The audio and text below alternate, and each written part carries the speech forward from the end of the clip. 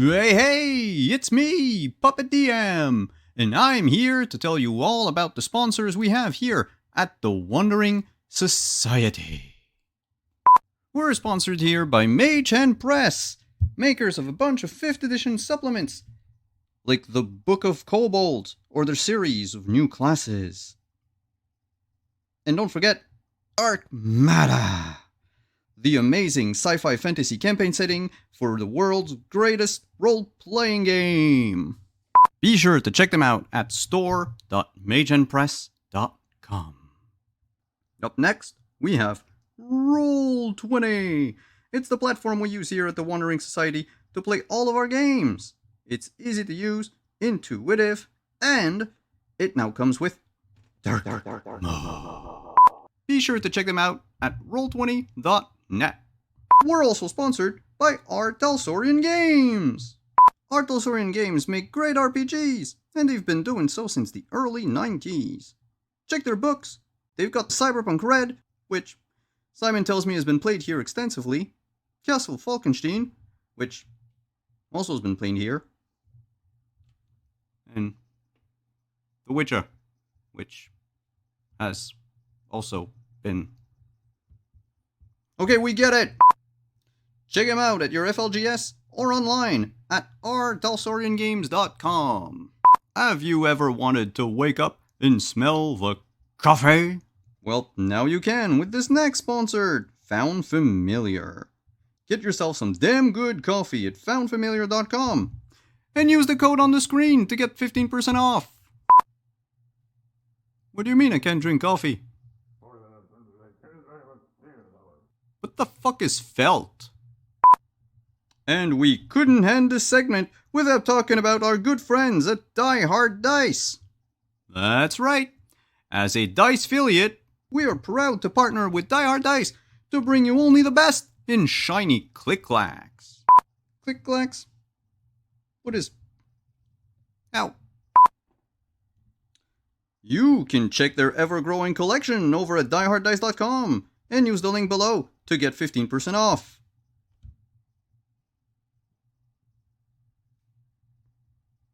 You're putting this all on me?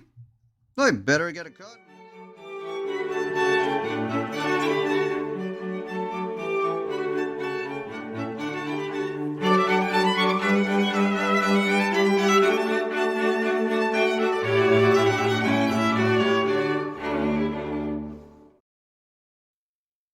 Good evening. Okay, I have sound. Good.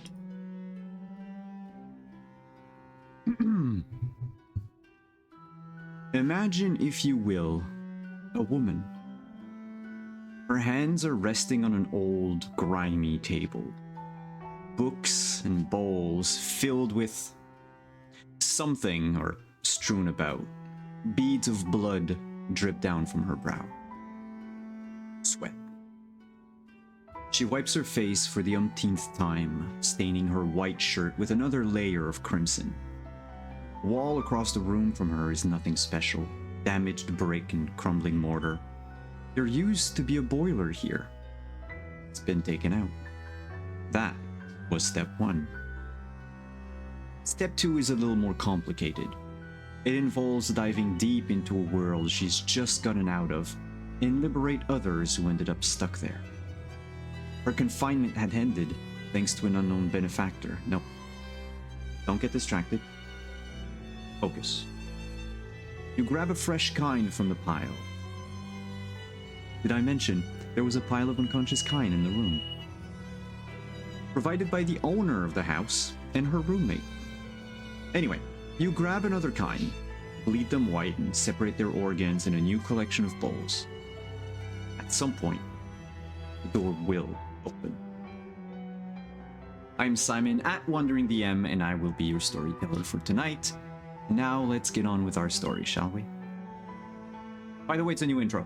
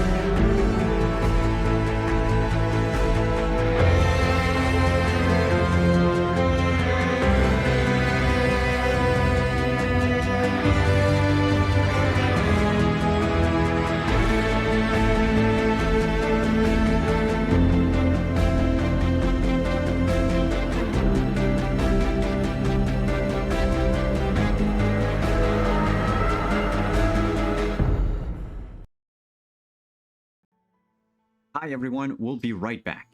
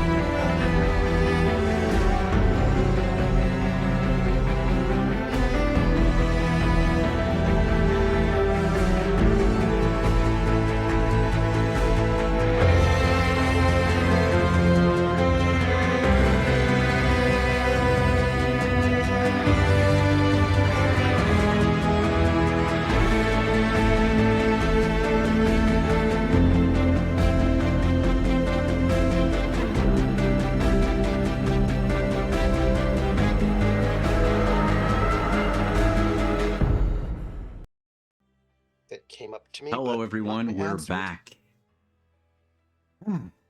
So, had to fix a little sound issue in the background. Hi, everyone.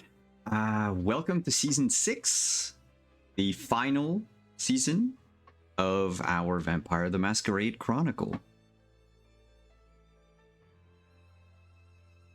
I'm Simon, I use he, him pronouns, I'll be the storyteller. I've already said all of this. Let's just roll the mic up at my players so they can introduce themselves and tell us where they are, who they're playing.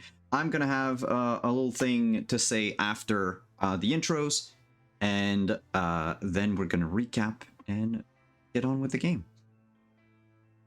So let's start with directly above me on the overlay. Hi, Trooper.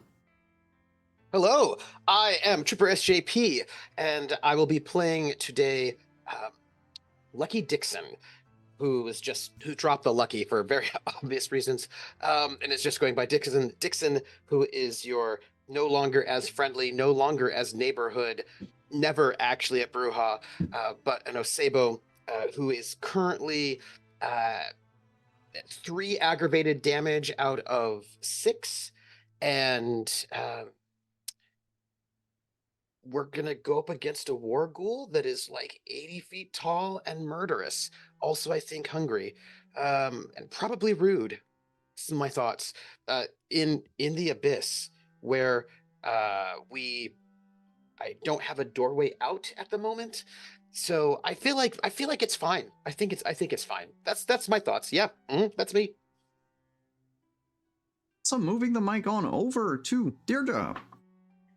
Hey everybody, I'm your friendly neighborhood Prax. I get to play you Praxworth as Mephorius, you see me around here on Twitch, and I get to play your wonderful Ravnos Flurry Winters. And I would just like to point out that nothing that has happened is the Ravnos' fault at this moment.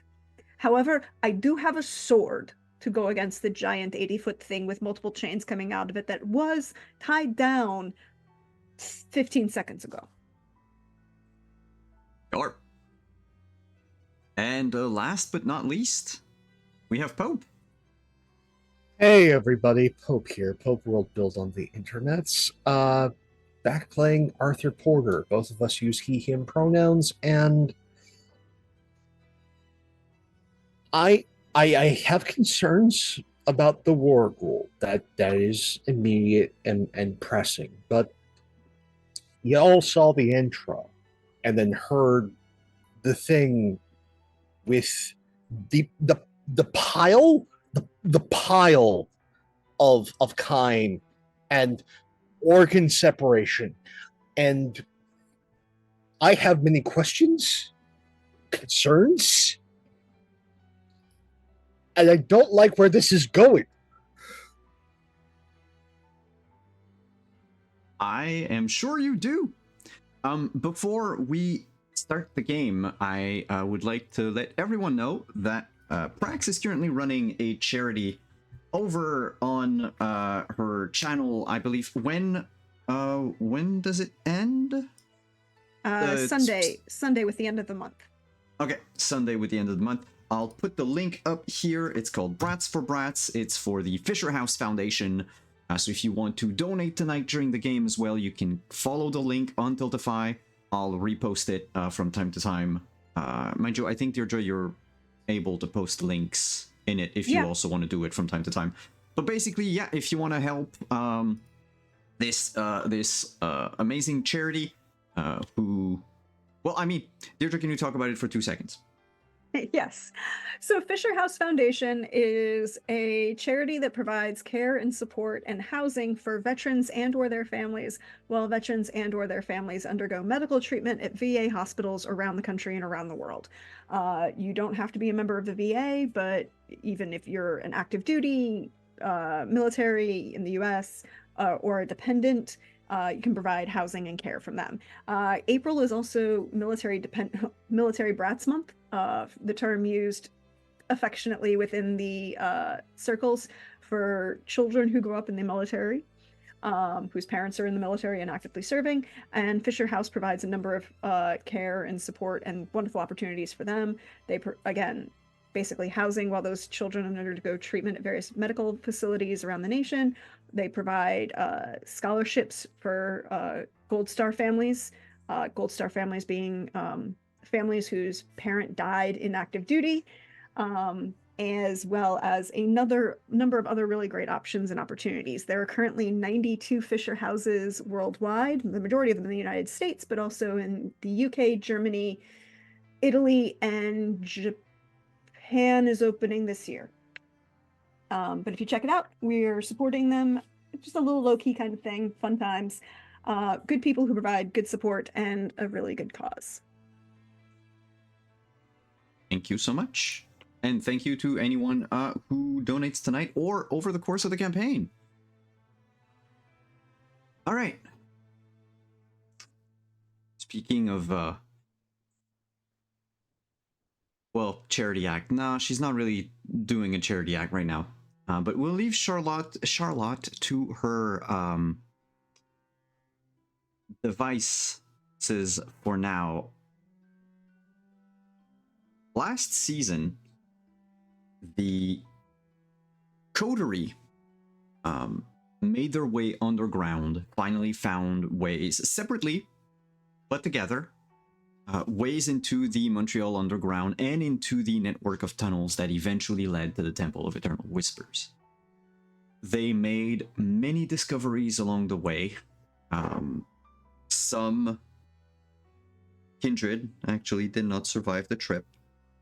They found a few staked friends, a white and a salubri. But also, they encountered in the temple itself the famous person wearing the coat of faces, who was the actual, let's say, real appearance of one Carl Johnson,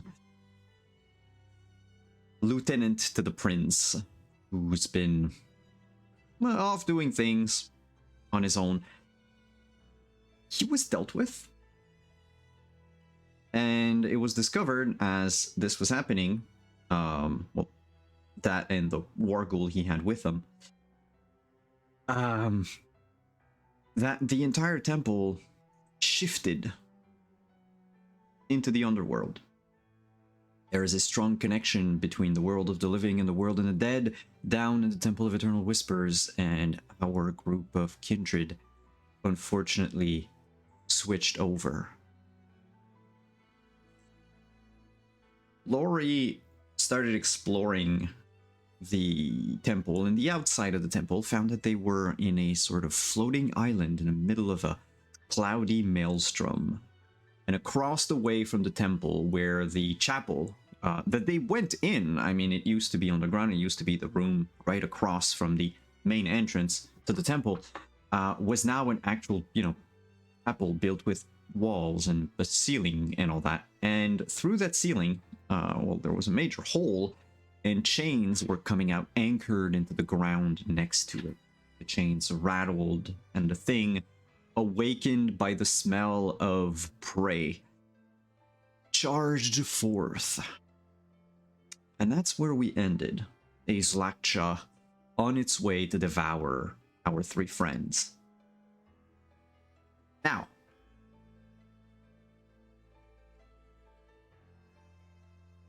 this to the characters took about a night. We track time. It should be around 3:30, 4 a.m. The thing was charging about like 5 a.m. Oh, okay. It hadn't we're gotten closer 5 yet. We still had time. Yeah, Oh, I know no, it wasn't no. 5 o'clock yet. That's for sure. Do I have the time? Yeah, you entered the temple at 4 a.m. Yeah, and we were supposed, and that was like when we noticed that nobody was getting tired. Yeah. Is when we were looking at a bunch of books, and then I decided to look out the door. Yep. And I was securing the 2 bodies that I have with me right now, And the head, so I can join the other ones. Yeah. and the head While- flail that you were carrying around. Oh, yeah, Yeah. right.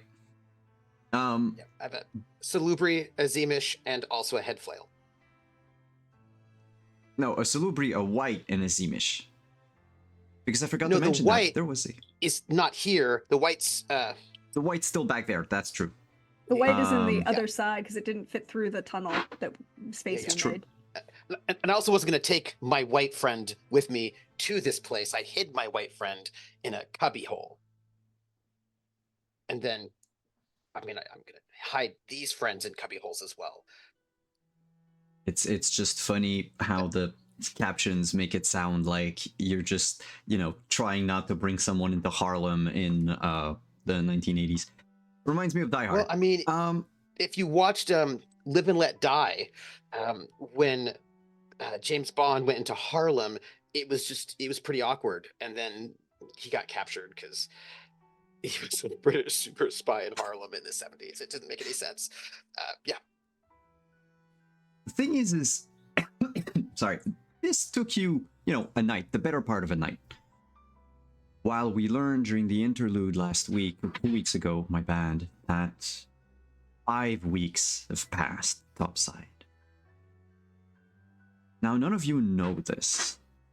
You will be made aware of the situation in a few moments.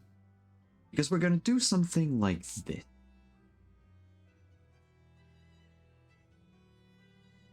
When the portal opens, when Charlotte Milliner finally gets the necromantic ritual right and tears open a hole between dimensions in the basement of Folly's house,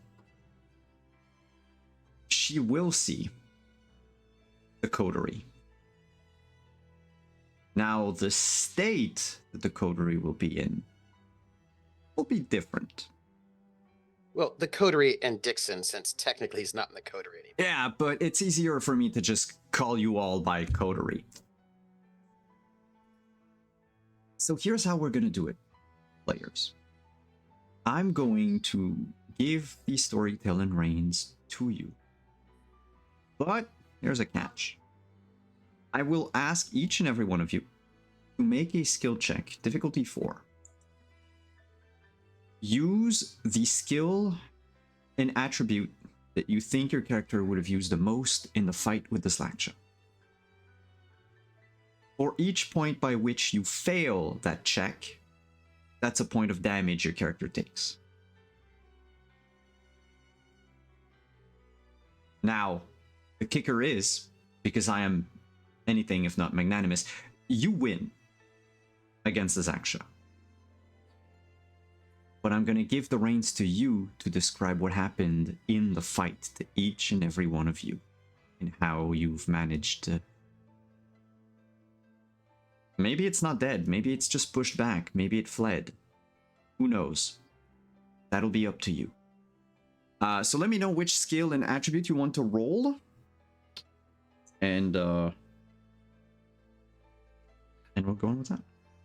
I immediately know what I would like to do. Go ahead. This will be resolve plus occult plus my Zamish specialty. We are dealing with occult Zamish problems. We are going to use occult Zamish answers and solutions.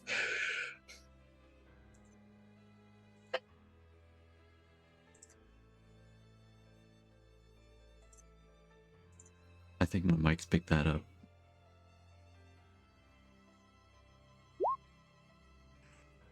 On the nose. 4 out of 4. We hit par.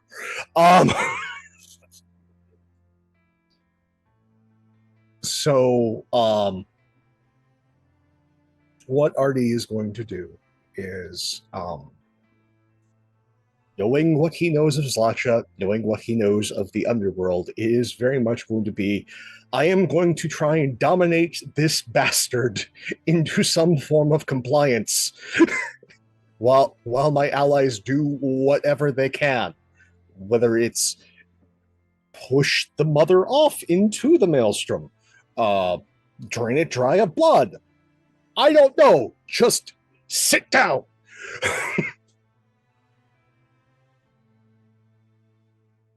And I think to kind of go off of that, Ravnos here, I can stab a thing, but I am much better at another thing,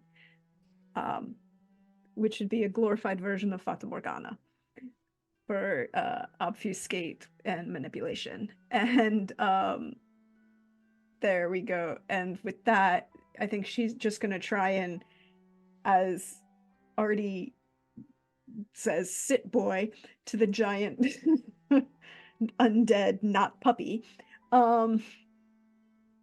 She's going to try and twist things so it looks like there is a juicier bleeding target away from us, whether maybe recreating the look of the beat to crap dude in the coat of faces who was here, and therefore would also be still smell in this space, particularly given the fact that Dixon literally beat the shit out of him and ripped his head off and pulled his spine out. The scent of his blood should still be here, so kind of using that to kind of use the sense that's already in place and then make it put the shiny thing slightly away from us as we kind of at the same, not mechanically but story-wise cloaking the rest of us or into the shadows and be there's the go fetch that thing, and then have that happen, which is hopefully what's going to happen. And what's your role?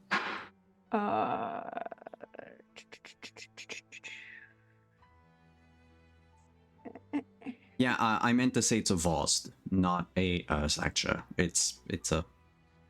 I actually have the pronunciation for this one. It's not what you think it is. It's Vode. Vode?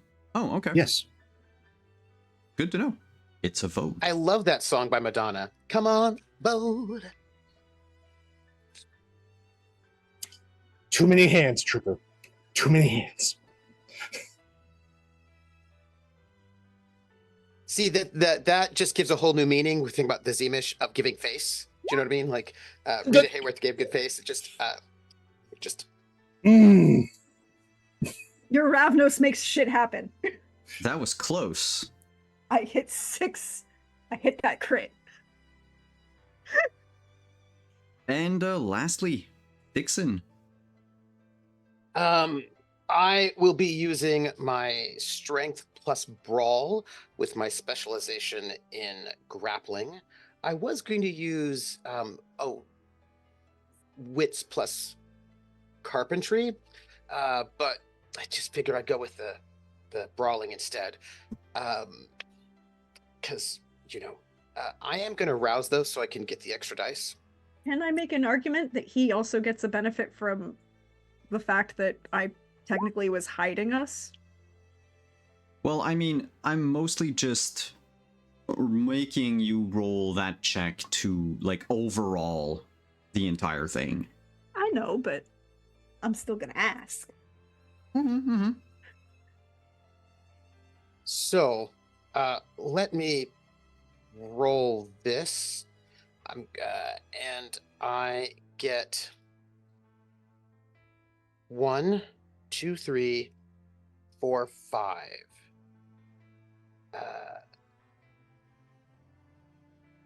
Difficulty 4. 3 out of 4. So I will take. Is this aggravated damage? Wait, I can't see your roll. Yeah, I can just see your I mouse. only got. Yeah, brawl plus strength. It's there. I only got 3 successes. Oh, God, it took a while to pop up. Load. Yeah, it's just one. You just take 1 damage. Superficial or aggravated? It's superficial, not halved. Okay. That's the specification. So basically, at some point in the fight, you got hit. What does it look like? I think that Dixon is unable to do anything against the Vode, and it just like wrecks him real bad. Since it was a failed roll, so I think that he sort of goes up there trying to do something to protect other people, and he's unable to do so. So the physical approach fails, and he probably makes eventually- it worse in some way. Like he probably gets like he's just like it's like a chew toy. He's picked up, smashed on the ground, beaten, like he tries, he can't even do anything to stop it. He grapples onto it, and the thing just gets up and keeps moving, just pushes him away like he's paper, like he's nothing. And there's nothing he can do to try to help anybody or save anyone. But I like the idea that the crit also gets reflected in the story, and I like the idea of things go poorly for Dixon, but the Phantom Morgana, that the appearance of other prey, better prey, makes it so that in the Vod's pursuit, Dixon is swatted. If this is okay, if Dixon is almost like swatted away like a gnat back towards the group, as big unsexy goes wandering off deeper into the maelstrom. And that extends, and that kind of themes into the fact that Flory now has, because I invested in it, Cloak of Gathering, so I can extend my obfuscate over everyone now. And so it's like one of those, she throws the Fata Morgana image with the blood scent that's already there away, well, after Dixon gets kind of knocked back towards us, and she kind of like extends that cloak of shadows around him as well and pulls him into the it's like grabs him and pulls him into the alcove kind of thing, and lets big and nasty go away. And this is basically what's going to happen when Charlotte manages to open the gate. As you drive off the Vode, and it essentially you trick it into falling into the maelstrom.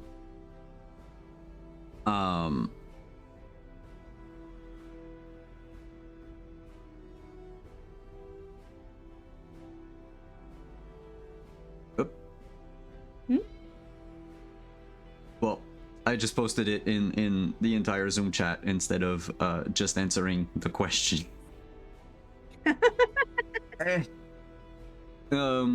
But I missed some dice that I had because there's yeah, but it's fine. Choleric. I had choleric blood in me, but from your point of view, people, the stones out of one of the walls of the temple. You remember the wall that had this strange drawing of an 8-armed human? Mm-hmm. It basically just falls brick by brick, stone by stone, liberating some of the trapped souls in it, and they just fly into the maelstrom. Beyond this is the soft glow of modern lighting. You see a basement and a woman. Normally she would be wearing a white shirt, black pants with suspenders, but right now her shirt is mostly pink, brownish, and red. Her sleeves are rolled up. She looks exhausted. You notice a few bodies by her side. Viciously opened up, vivisected, and she just shouts, "This is not gonna hold for long." What do you all do? Oh, I should mention, the basement is familiar to whoever went into Polly's house before. This is our exit. Let's go.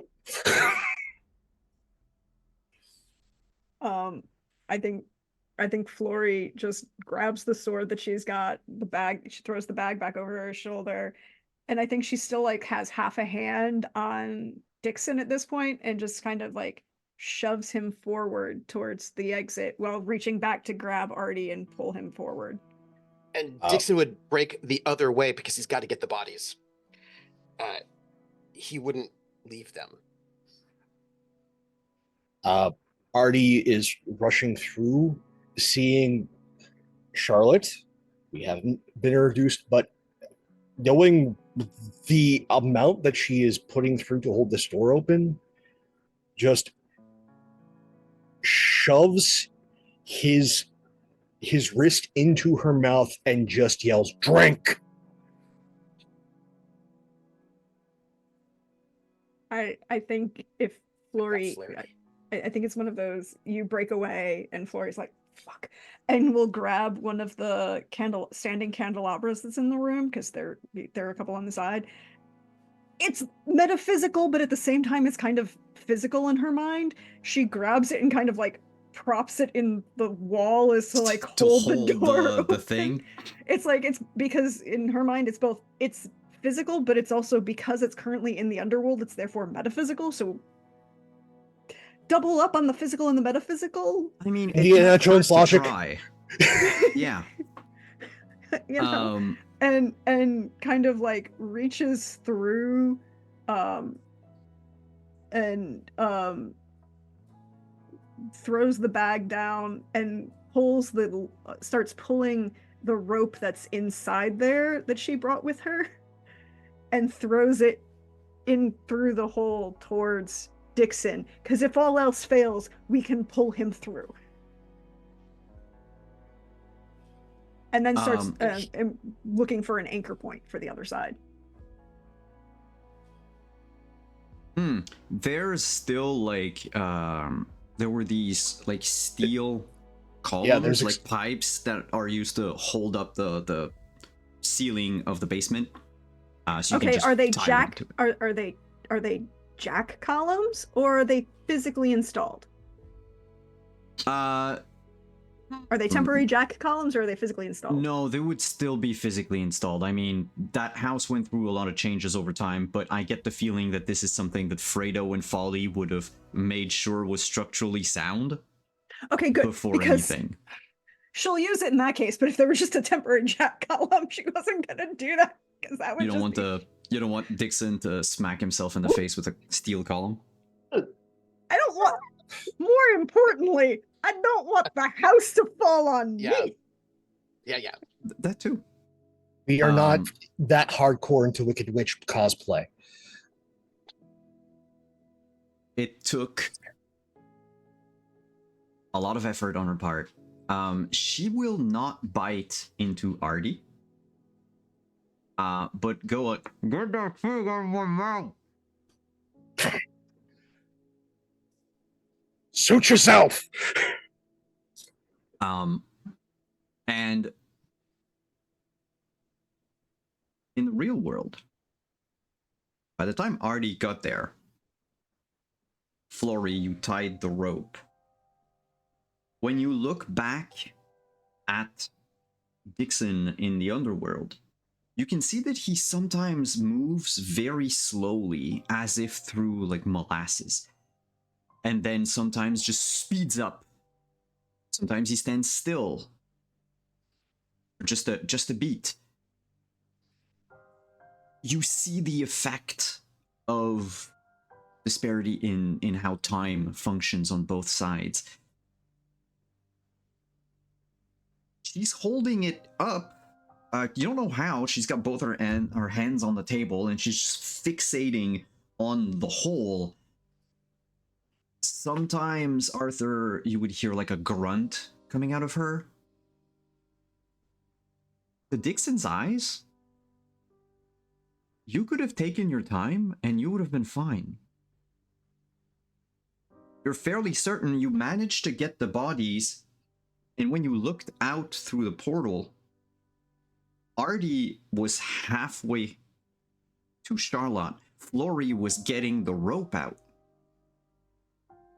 But the moment you step out, the rope is all of a sudden tied to a column. The other end has been thrown into the hole. Artie is teleported by Charlotte. And now you feel the effect of sleep and tiredness. Because it's bordering on 6 a.m. It's been 5 days. Been 5 weeks. 5 weeks, but you don't know that 5 yet. weeks. Yeah. I think the minute Dixon is through, Flory's pulling the rope back. And he's carrying both bodies with just one arm. He has a lot of potency, so he can do that. And his other arm is withered, and also one of his legs is withered. So he's you just, are in bad shape. hobbling. Very, very bad shape. And I think it's like she pulls the rope in, like kind of does that offhand arm to kind of push Dixon further away, and then kicks the candelabra out of the brace from the wall and back into the thing and says, "Close it!" Oh, you barely have time to remove your hand from there that the bricks just build back up. And she will turn, and the first words out of her mouth are, "Thank you."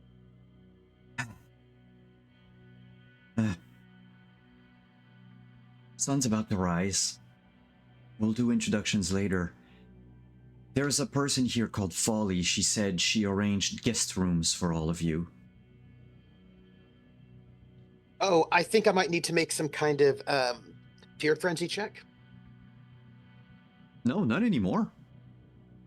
Okay, because I've never been in here, but the last time I peeked was the first time I frenzied. But the last time you peeked, there was some sort of supernatural force that like spoke directly to your beast. It is not there anymore. That's good. So Dixon might be on edge. Yeah. Like expecting something, but it's just a house with just a house with a basement. And there's like 8 dead people eviscerated in front of you. Humanity, not a lot. She'll point to the other 2 that are left. If you need a snack, go ahead. Day sleep is going to catch up to me very soon. I suggest you just all go. Ollie said you'd be save something about Alfredo pasta.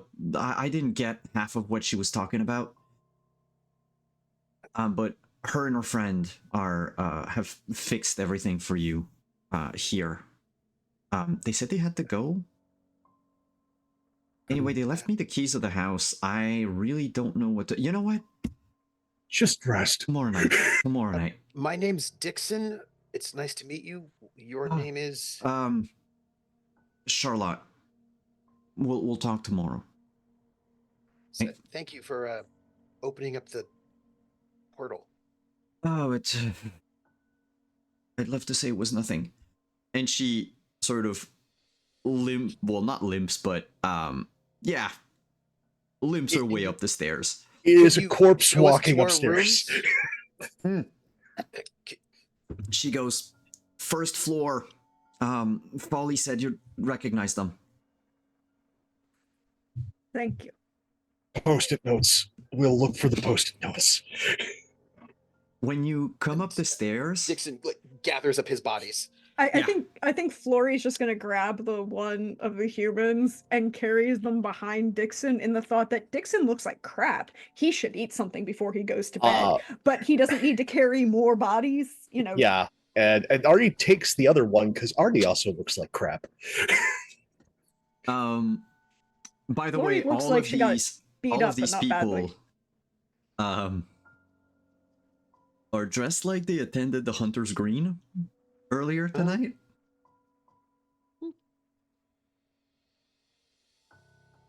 I can comment about poaching later. Right now, not a priority. By the time you reach the top of the stairs,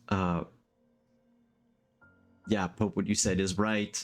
There are countless post-its with little arrows that just go this way to your room.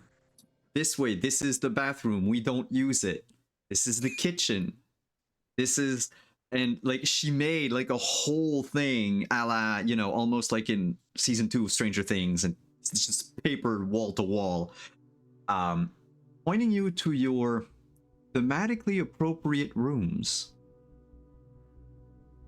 I think the more important question right now is: are there like smiley faces or hearts on these post-it notes? Oh, definitely. This is what I need to know. Definitely. Dixon, your room has been, so they're sparsely decorated, right? She didn't necessarily have a whole lot of time. But Dixon, yours has hockey jerseys pinned up to the walls. Flory, yours has this like wallpaper that is clearly an image of the inside of an RV that she printed and just put it around to, like, you know, make you feel at home. She did the Pimp My Ride equivalent of giving a room a wrap. Yeah, kind of. And Artie, in your room, is kind of bare, functional. There's a bed. It's a nice double bed, with what seems to be a very comfortable comforter on it. The only other thing in the room is a like 27-inch TV just hooked from the ceiling that just plays muted pods of all of Folly's streams. Is not ours to reason why. It is ours to eat this person and sleep. You can definitely do the eating. And now we're gonna do, you know, start of session, the healing, the rouse check for tomorrow night. Yeah, Dixon isn't hungry. He's fine because he drained some people recently. The guy who's with the flail, which I Well, I still mean, have. she said you've got the withered arm and the withered leg. She figured you need something to heal, so she leaves that guy for you. And Flory's not hungry at all because she ate. Oh, y'all have fed like crazy. That was an underground buffet. Yeah. That's it was a very angry buffet. Well, yes. I've still got some. I have one hunger because I haven't killed anybody recently. Well, I mean, you know. No, because you did get down to 0 because of the werewolf, but then went back up to 1 because I don't remember which check it was. No, only 2 people could do the werewolf, and that was. Oh yeah, right. And you didn't take it. That's true. You weren't part of the ones that took Dixon it. did not take it. And he didn't drain the guy with faces, the coat of faces. Carl. Just his name's Carl. You just ripped his head off and his spine out. That's why you had the flail. And his spine. Oh yeah. Yeah. I mean, I still have it because it might be necessary for reasons. You never know. So basically, tonight, as you rouse Dixon, you can heal 1. Well, you have to make a rouse check, but also you 2. can heal 1 aggravated. 1 for each. This is for my just regular waking up, and then this is for the aggravated. What So to I do feel about a aggravated lot damage. of lethal damage? How does one heal that? So at the beginning of a session, you remove a number of superficial damage levels equal to your Well, no, it's actually you just use mend damage over and over and over. Okay, But so you can't heal aggravated. Aggravated is only one per night, and you have One to per rouse night, to do yeah. it. So I'm making a number of rouse checks. Yeah. What is your blood potency? Two. BP We're all two. still 2. 2. So it means that every time So- you make a rouse check to heal, you heal 2 points of damage. Okay. Well, let's make our first one. Mhm. Okay, that moves. And then only one. To... Yeah, superficial's per session, and then aggravated is per night. Well, superficial is basically you can just wait a couple of turns, Yeah. rouse the blood nonstop, and then get it clean. Okay. So that's 4 damage.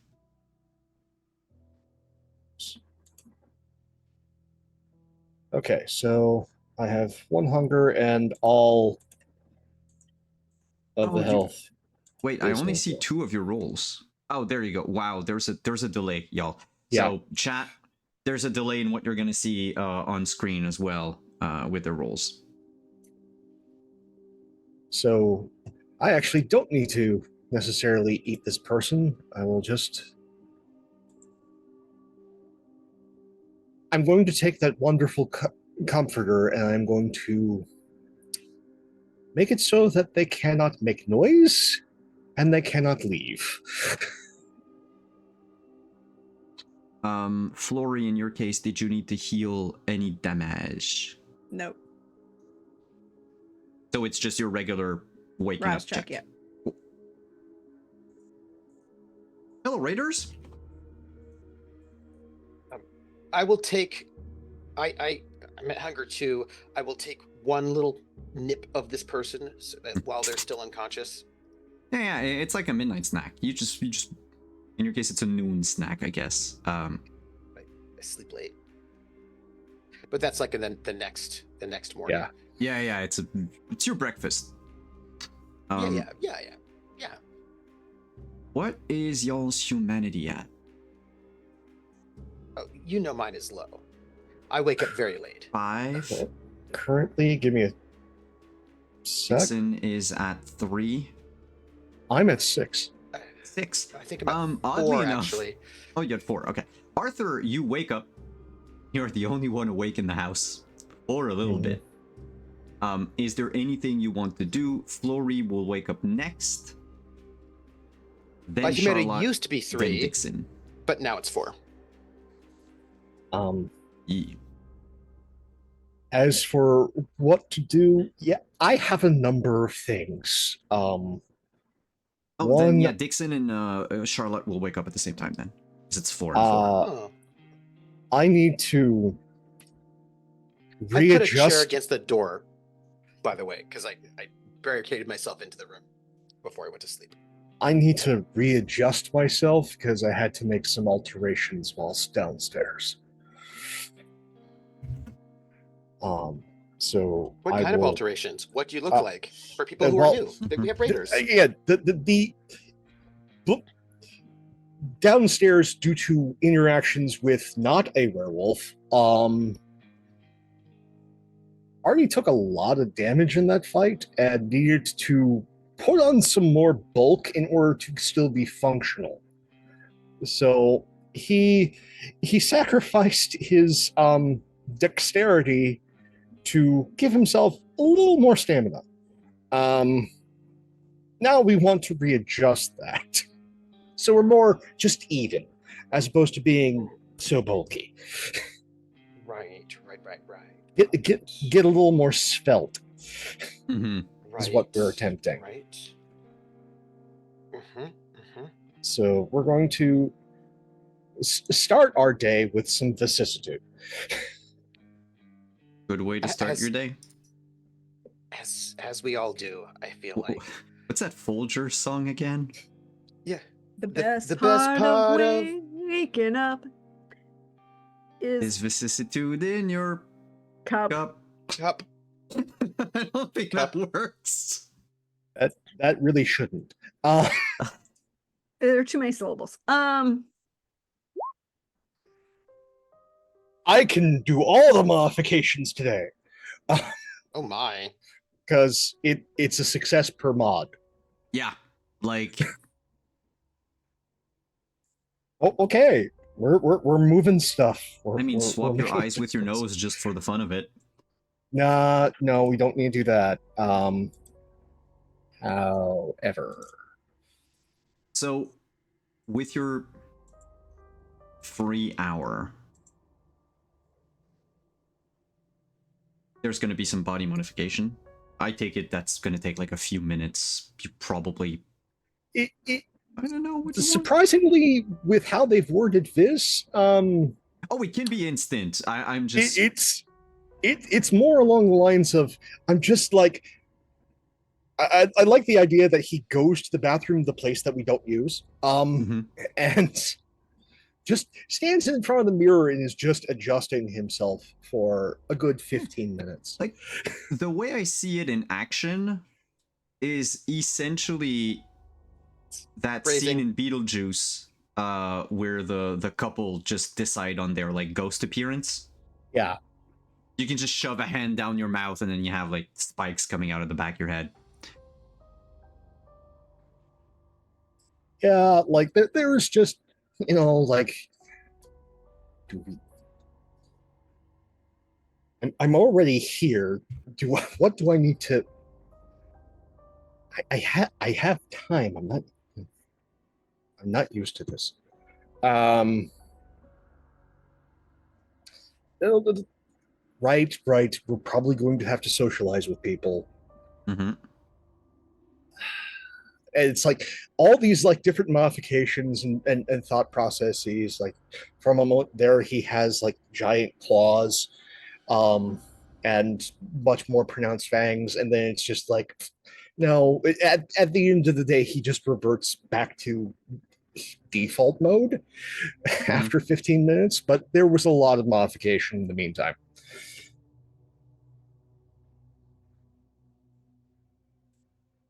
Um, With the other 45, it's very much of going back through the pack and making certain that like things are there. Hopefully, the GoPro is still in one piece. And then checking to see if even after the short, are things working again electronically, or is everything still shorted out? um, it's working in parts. So from time to time, you can see the resolution just worsen for a while, as if there was a some form of like error during the what we would say like the rendering, but in your case, it's literally just the recording. Yeah. As if the Had a feed solar just flare at a moment. yeah, but it's not necessarily in key places. Just to explain, the first part is it doesn't seem to be due to like the influence of anything. Mind you, by the time you get into the temple itself and that Carl shows up,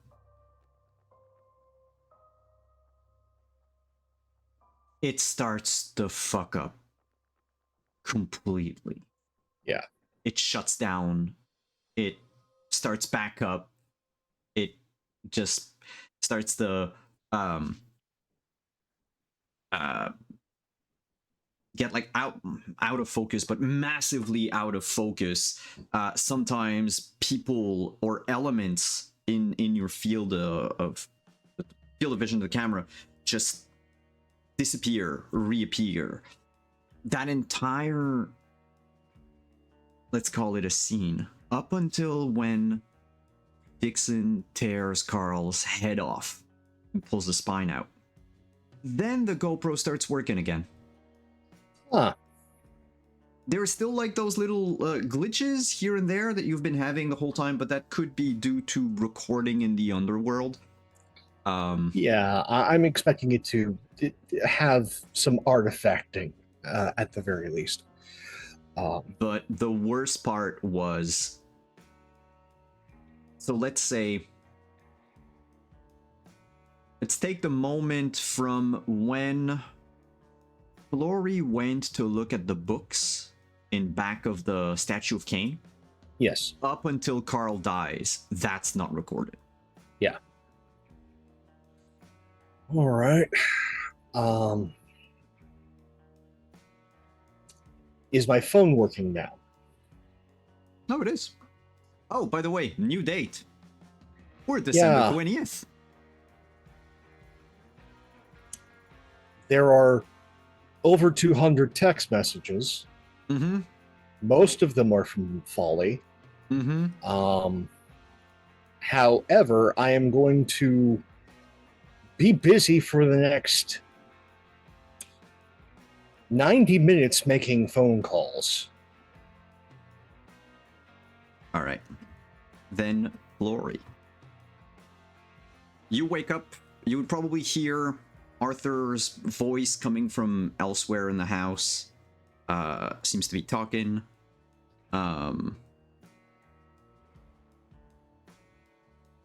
What do you do? I think the first, because she's, has like a routine. She plugged the phone in overnight, during the day while she slept. And the first thing both of them, right? Like she carries two. The first thing she checks are the two phones. Because doesn't even like register things first, like pulls the phone and sends an immediate text to Casimir, and then one to Zalmadi. Zalmadi. Is like, and I'm back out from underneath again. And then registers that the date is off. I made a mistake, by the way, about the date. Because it was 20th during the interlude. It's one evening later, but because you just woke up, right? Yeah, so we're December 21st. Yeah. It is the solstice. Great. Fun times. So then registers the date is wrong and starts looking through her to see what messages may have been left for her. And one of which she's, she's anxious to find any messages about Talathia. So, first batch of messages from Casimir. Mm-hmm. He began to wonder where you were, then to worry. Then he says, "Thank you for the RV. It's in good hands." And then he sent in a rapid succession a bunch of quick text messages, short ones, all in as best that can be translated, right? The cant of the Ravnos. It's mostly a spoken language, but there's a way to sort of mimic it in written form. And essentially, he had to move himself and the RV off of the island. He says that there are eyes in the night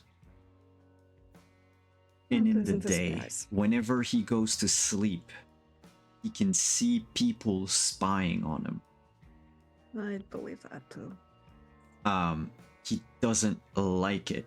Now, there's one text that he sent that will answer also your second question, or at least partly, because he did consult with Talathia. Oh, good. So we found her. Yeah. I'll move on to that part after, but basically, she couldn't help. She couldn't find who or what was watching him, right? And then, of course, now we have the other slew of messages from Silvio and his gang. Basically, they managed to find where Talathia Reynolds was held. She was in a... I just want to make sure, because I believe she was held in the... in a hangar at the airport. I just have to go back a couple of pages here. Today is Okay. Sunday, by the way. I checked. Today's Sunday? Yep. Yeah. Because it's Sunday, it's Montreal. Everyone's going to church. It's like the city of 1,000 billion cathedrals, so everybody's in church, I guess. Not at night.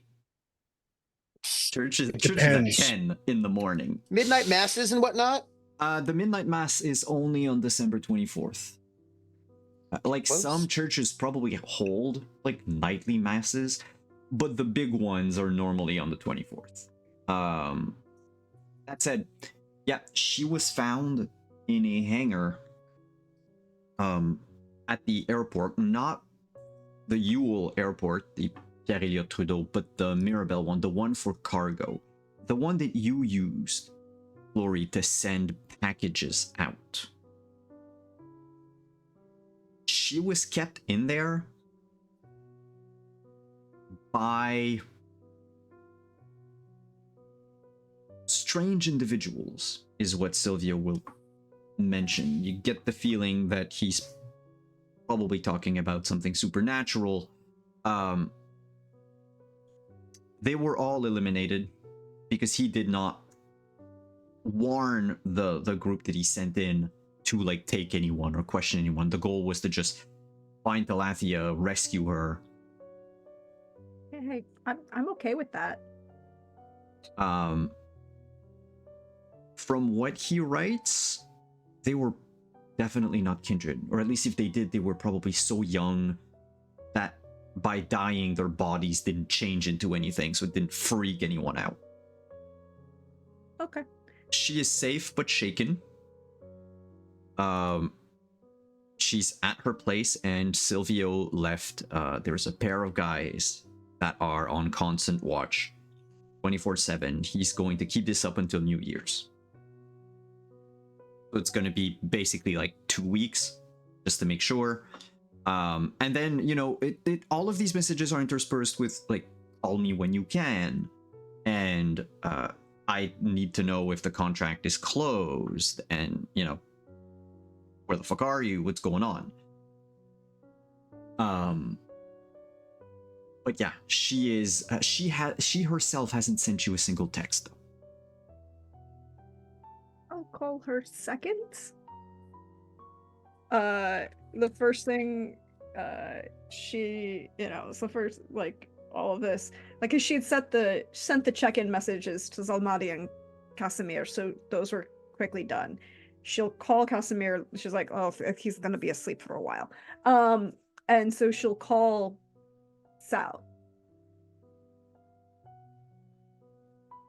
And actually call him, not just text him. Wait, Sal? Not Sal, Silvio? Salvio. Silvio. Silvio. Wow, why did I think Sal? I don't know. I was like, wait. Have I Because missed we were something? talking about other mob movies earlier. I was thinking Salvatore. No, it's Silvio. She'll call Silvio. Sorry, that was me. That was me making a mistake. He picks up almost immediately. It's Winters. Kind of Thank late you. to call an old man on a Sunday. You're welcome. I'm just glad to know that you're also among the living. That was not. I was not expecting to be gone so long. I apologize. It was You know how modern technology is a great wonder until, you know, it's not? I had to have Ralphie set up my fine. I don't even know what this is. Yeah, I had to go. There was supposed to be cell service. There wasn't actually cell service. It was most displeasing and upsetting, and I'm really, really sorry about it. And she's kind of keeping that slightly, like, just subtly upper class French accent that she uses with Kine a lot. And she goes, and she knows not to have the conversation about money over the phone, because that's never a thing that you would No, have. but like with just that little, like that subtle silence, Silvio just says, "By the way, we would need to see each other face to face. I have a present for you." Oh, that's good. I have collected some items for you as well. I think they would be perfectly wonderful to decorate the, that side bar area at the restaurant. Let's say, I'm a bit. Well, let's say tomorrow night, early as possible. Certainly, I've got a small gathering that I have to attend, but say 10 o'clock, 9 o'clock. Yeah, 9 o'clock works. By the by, given winter solstice and all that, the sun sets at like 6 p.m. Okay, so then she would have said like 8. Like she would have said an hour and a half after sunset. Mm-hmm. Like this is the one night for all of you where you get to have the most time in the world. Yeah, so she would have said 8, then 8 o'clock. And I'll just oh no, go ahead. And that would she would just said 8 o'clock. My apologies. That's 8 o'clock works. It's even better. I won't keep you any longer. Give my regards to Arthi. And I'll see you tomorrow. Have a good one. And then she'd hang up, and she'd like look at her phone and be like, she's still got an hour there, and pull her phone and text somebody, "Sorry about being incommunicado. Not what I thought happened." But time zones are a thing, so. Yeah, he's going to. Well, first of all, there were messages from him. Not a whole lot, but there were some. Well, yeah, that's not a The surprise. situation has changed. He, basically in Casimir's absence, he had to leave where he was. He might come to America. He's trying to figure out the logistics of it. And then when you answer him, he will write back almost. Well, shit, no, time zones are a thing. Yeah. He'll write back tomorrow. I'm just gonna note it down because I forgot about time zones. So I'll keep that surprise until the 22nd.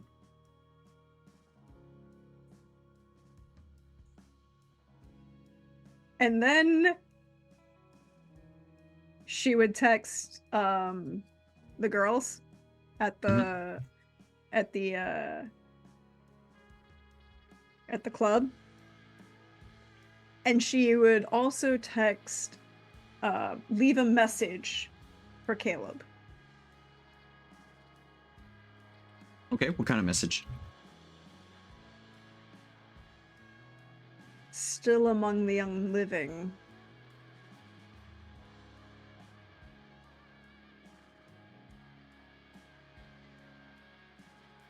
Removed another 2 problems from your list. He answers with a sort of levity in the text itself. There's a tiny. There's now a vacancy at the 1000 column, close parentheses. Column. Colon. Yeah. I was like, column? Why Sorry. do we need it? Colon. Close parentheses. This is Fiber probably will the take most... care of that. Fiber. Yeah. Well, that's the thing. Basically the most emotions you've seen him had. Mm-hmm. He must be jubilating Carl not being in the picture anymore. And she would send one other thing as well. She had mentioned Carl, right? Like she'd removed Carl, or that Carl was removed. She does not claim other people's kills. She just mentioned that it was removed. And then she said, and a furry friend is no longer with us either. I told you there were motherfucking wolves in this goddamn city. Yeah, his answer, it takes a while for him to respond back. You see the like typing. I mean, you get used to it. Yeah. Caleb's not very good with technology either. He says, "What, furry friend? We should talk." When?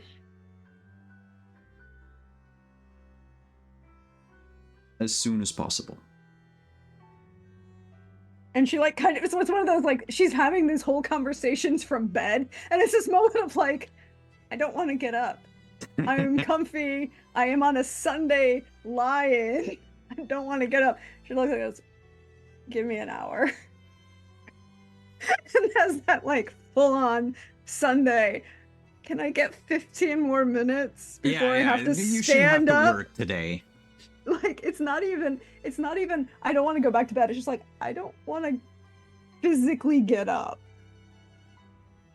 But then she'll eventually get up and start, like, she's got another change of clothes in the bag that she brought with her because she was prepared for breaking and entering and spelunking, and she wasn't sure exactly how long that would take. So she's like,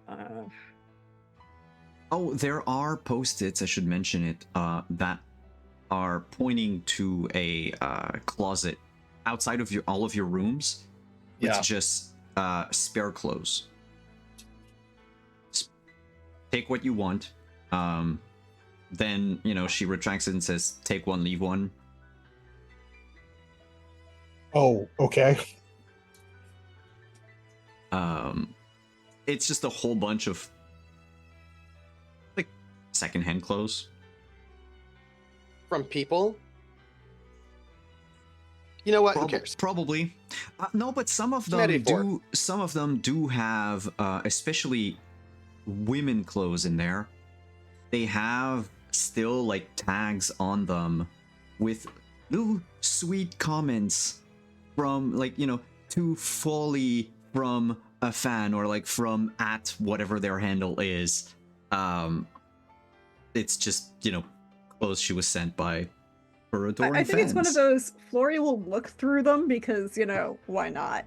She'll look through them pretty quickly and then realize that this is all very Folly's aesthetic instead of Flory's, which means it's a lot more color than Flory wears. And it's like, appreciate the thought.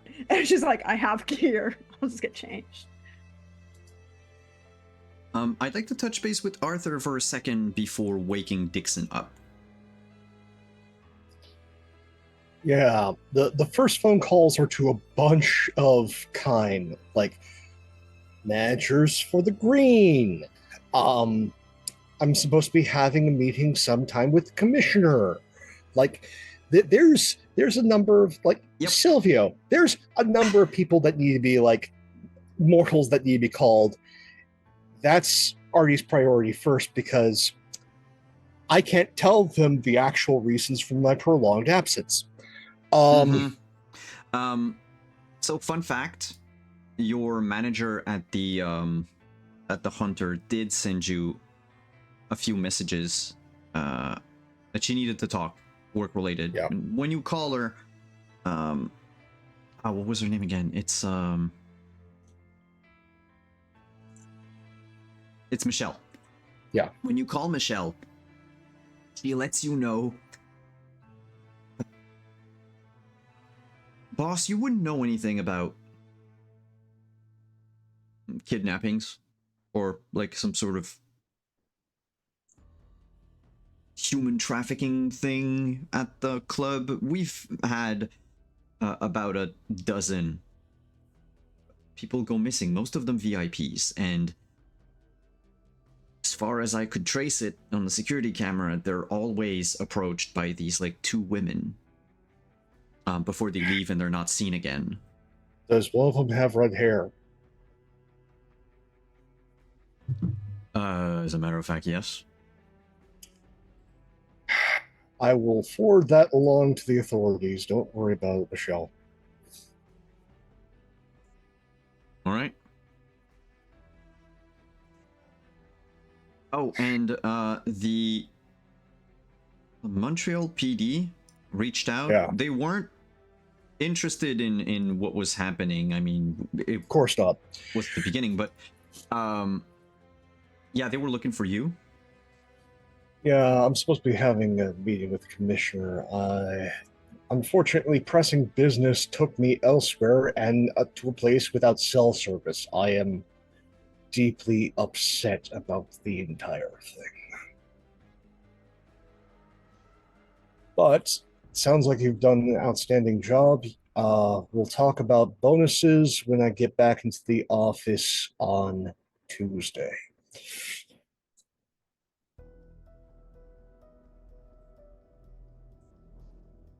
All right. Have a good night, boss. That's right. And it's like, okay, I will see about sending an email to the commissioner's office to see about scheduling that meeting for Thursday. And then it's all of the next is I have contact numbers for the Archons. Did they message me at all, or did they just write me off? There is complete silence on that front. I'm going to text them, and I follow. Did the dirty work. Sorry it didn't kill me. We need to talk. No reply for now. They didn't go crying to mom. The city is still standing. Yes, nothing's on fire. Then I'm going to message Valois. Surprise. Yes, I am still here. I have a few things for you. We need to talk, but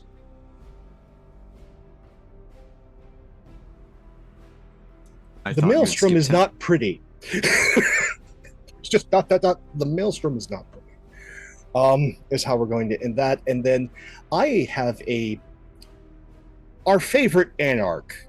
I'm going to go. Got your tongue. See you soon. There's a thumbs up emoji.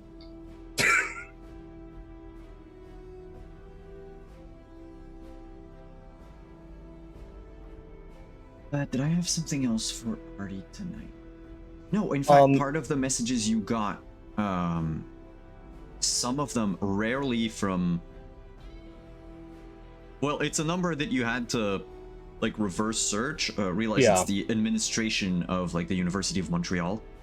Okay. And it's, like, the Dean of Psychiatry's office or something like that. Anyway, he was asking how your treatment was going, and he couldn't wait to hear from you. That's he sent like 3 of those at about like 5-6-ish days intervals. Yeah.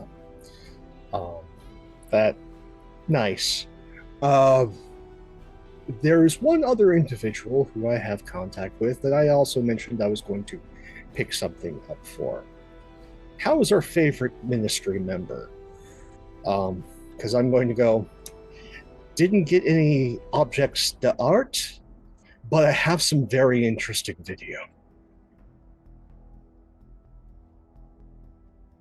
I'm glad to see that my favors got you out of your predicament, Mr. Porter.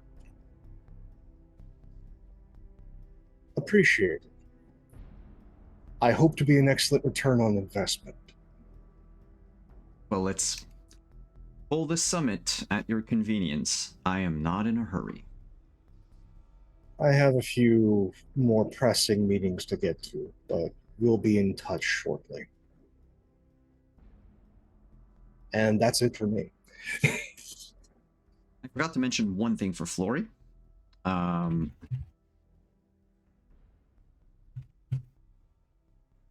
girls, Malin, when you called them, the renovations in Griffintown for the speakeasy, done. They were Good. finished about like 3 days ago. And she was wondering if it was a good idea to open at Christmas Eve or to open before, but then you weren't there for a couple of days, so she, didn't know and ended up choosing they'll open the speakeasy on the 24th. I think she'll text back and say, make it invitation only, soft open on the 24th, event open for New Year's Eve. Even better. She'll ask what type of people you want invited.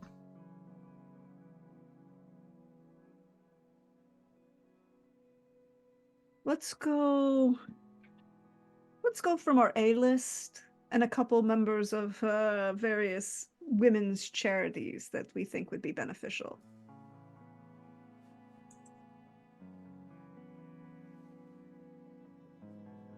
And, a couple members of the outspoken various activists in the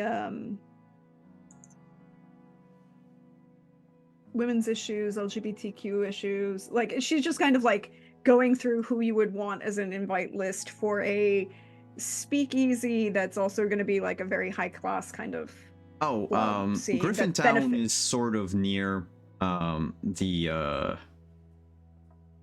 le quartier gay. It's not the gay quarters, that would be dumb. What is it in English? I mean, the gay bars. I mean, gay village. It's the gay village. Oh. The gay village is near Griffintown. Yeah. Easy for her and the gals to just go in and just hand out invitations left and right. Yeah, exactly. That kind of like activist kind of people. We're opening this, speakeasy. It's going to be, bolstering this neighborhood and, benefiting these groups. And that kind of vibe that she's pushing with this project, and it would be easy to do. But and of course there's the A-listers that attend the burlesque, that are people who drop shit tons of money and are respectful to the girls, right? Like, you can't just drop money and make the A-list. That would put you on the B list. You have to be like really, really, the girls have to like you to make the A-list. So it's basically people that you would recognize, or that Malin or the girls would recognize and or know of. Yes, exactly. Okay. It's like clientele, but also like people in the neighborhood and activists that would support the venue. So that kind of like mix of audience. Is 2 miles far? Shouldn't be, right? Depends on who you ask. It depends. If you are but in one basically, of those places, Griffintown is 2 miles away from the village. That's a short. I thought they were a little some closer. Some people wouldn't walk it, but. Okay, so here's it's the like thing. an hour's walk, according to Google. Yeah. Okay.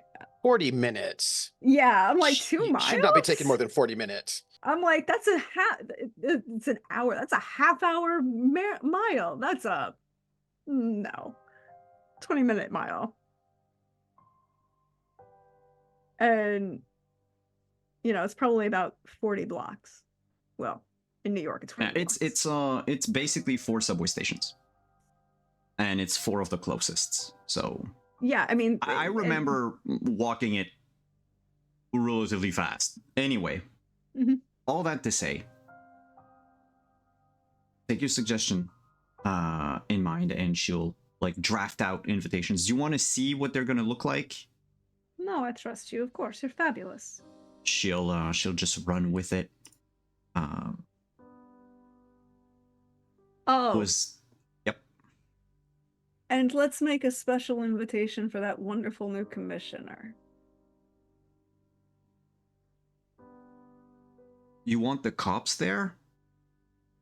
Oh, darling, of course. This one's fully above board. For now. She'll No, she goes, only the ones that you know we can get in our back pocket. I know a few people. The commissioner wasn't part of them, but look, it's a perfectly legit establishment. It's not a go-go bar. It's not a burlesque house. It's not nothing like that. It's not a strip club. I don't think they're going to Yeah, look too much sorry, into that it. was yeah. So I think it would be like no. Send the invitation to the gay policeman, the head of the gay policeman's organization, and the fire cop and the fireman too. It's gonna be a very weird New Year's Eve. And If by you don't weird, have I fun, mean it's gonna be fun. Of course. Mind you, having cops over at a bar that's themed like a speakeasy, I mean, they would ruin the party, but it would be thematically appropriate. You wouldn't ruin the party. You get them in the right mood and get them dressed in appropriate attire and tell them to come. It's a costume event. It's a vintage attire for everyone. Noted. And it's by New the Year's time, Eve. We can throw a theme party. Yeah, of course. By the time all of your messages are sent, your calls done, Dixon, you awake to the sort of muffled sound of multiple people talking around in the house. You recognize Florrie's voice. You recognize Arthur. There's also some stirring from the floor above. Someone's waking up, probably Charlotte. I have been madly trying to look up men's nightclub wear in 2014 because Lindy let me know. In the closet? Yeah, she told me that she would basically have lawyer clothing, accountant clothing, and then maybe nightclub clothing. I'm like, okay. And here's the weird thing. Because of the internet, I can just look up videos and articles saying what you should wear from 2014. 14, yep. Yeah, because it wasn't that long ago. But deep Only V's a decade. are a thing. Only a decade. Yeah. You said deep V's? Are a thing. It's deep yeah, V's, like. Yeah, I was going to say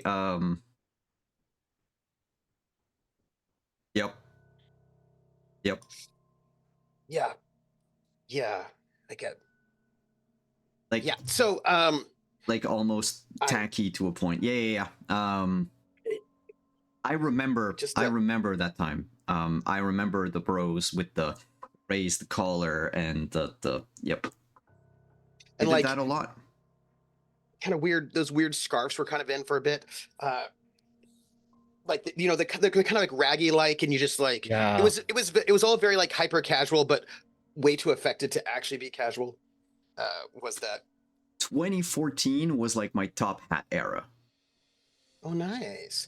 Oh, right. I believe that was when that TV show, The Pickup Artist, was happening, where you had to wear the most like furry goggles. Like it was a whole time. I have no idea what kind of ridiculous clothing is there, but I have to take a shower since I look like Carrie from the end of that. Or a bath. Yeah. I have a question. Speaking of looking like Carrie. Yes. Your aggravated damage that you healed. Only one. Yeah. What does it look like on your body now? Well, you said I'm not going to get my arm or leg back until after I heal all of them. So it probably doesn't look much better. Like, the arm, which is now like withered and looks like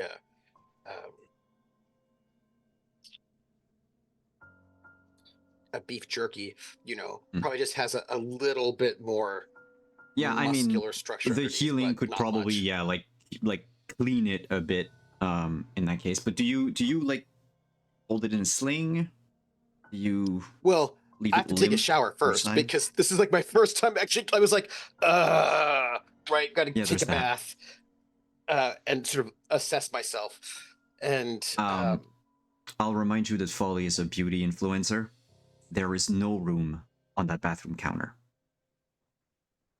It's like a landscape. It's like a cityscape of bottles and boxes and brushes. I look at them.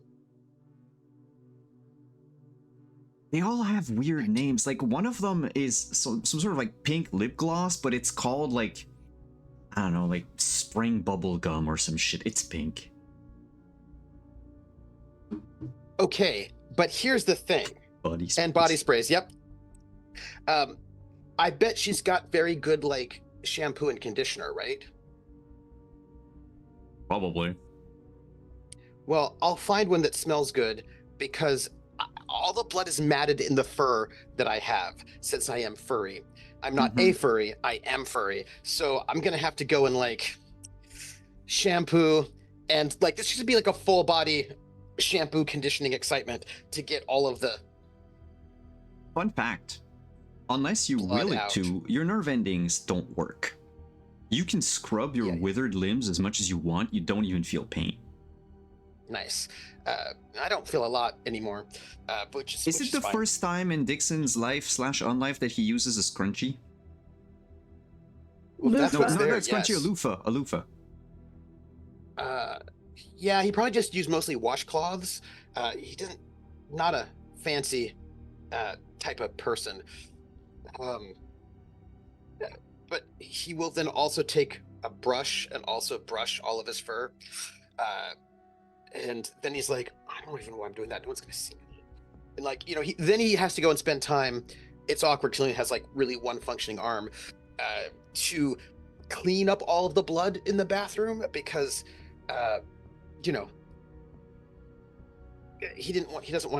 he wants to be a good guest. He doesn't want to leave a lot of mess. So there's like washing and then having to clean up all the blood and dirt and sewage. It was a whole night. Yeah. And then he's gonna like have his towel on and go to the closet of clothes that came from people. And he's going to look for I think the clothes he has are probably just beyond help at this point. So he's probably going to have to dump all the clothes he currently has, which is, I think he no longer has any clothes anymore. I think because the last set of clothes he had that were also destroyed, and this is his only other set of clothing that he owns. He's like one or two pieces in storage, but other than this, he owns nothing. So he's going to look to see what he can wear so he can have a set of clothing.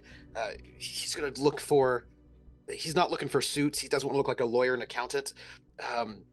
But he's going to want to look, just as generic as possible. There's definitely some weirdo at the Hunter Green that came up dressed like Steve Jobs. Like, there's definitely like black turtleneck and black pants. Black turtleneck. It's 2014. It's black jeans. Yeah, but would black jeans be accepted at the Hunter's Green? If they pay enough. If there are money exchange, it doesn't matter. I will note it's in called, Germany, it doesn't matter how expensive those. I will just note in Germany, it doesn't matter how expensive those jeans are. You're not getting into the club. No, because that's inappropriate wear. For me, it's how much have you paid for your membership fee? If you've paid enough, yes, you can get in with jeans because you paid enough. Mm-hmm. We don't care your premium. But yeah, otherwise there's a lot of like kind of flashy clothes. Is there a leather jacket? It's probably like a brown bomber jacket in there. Yeah. If they took them from the green, yeah. So you'd like get that leather jacket, helps obscure the withering. At least an arm, yeah. Yeah, try to get loose jeans, not tight jeans. We don't want super tight still be loose on your other leg anyway. I know, but again, want to try to obscure the withered leg, right? So just trying to get an outfit together that will Alright. allow him to, and since it's winter, he can probably get some gloves to obscure the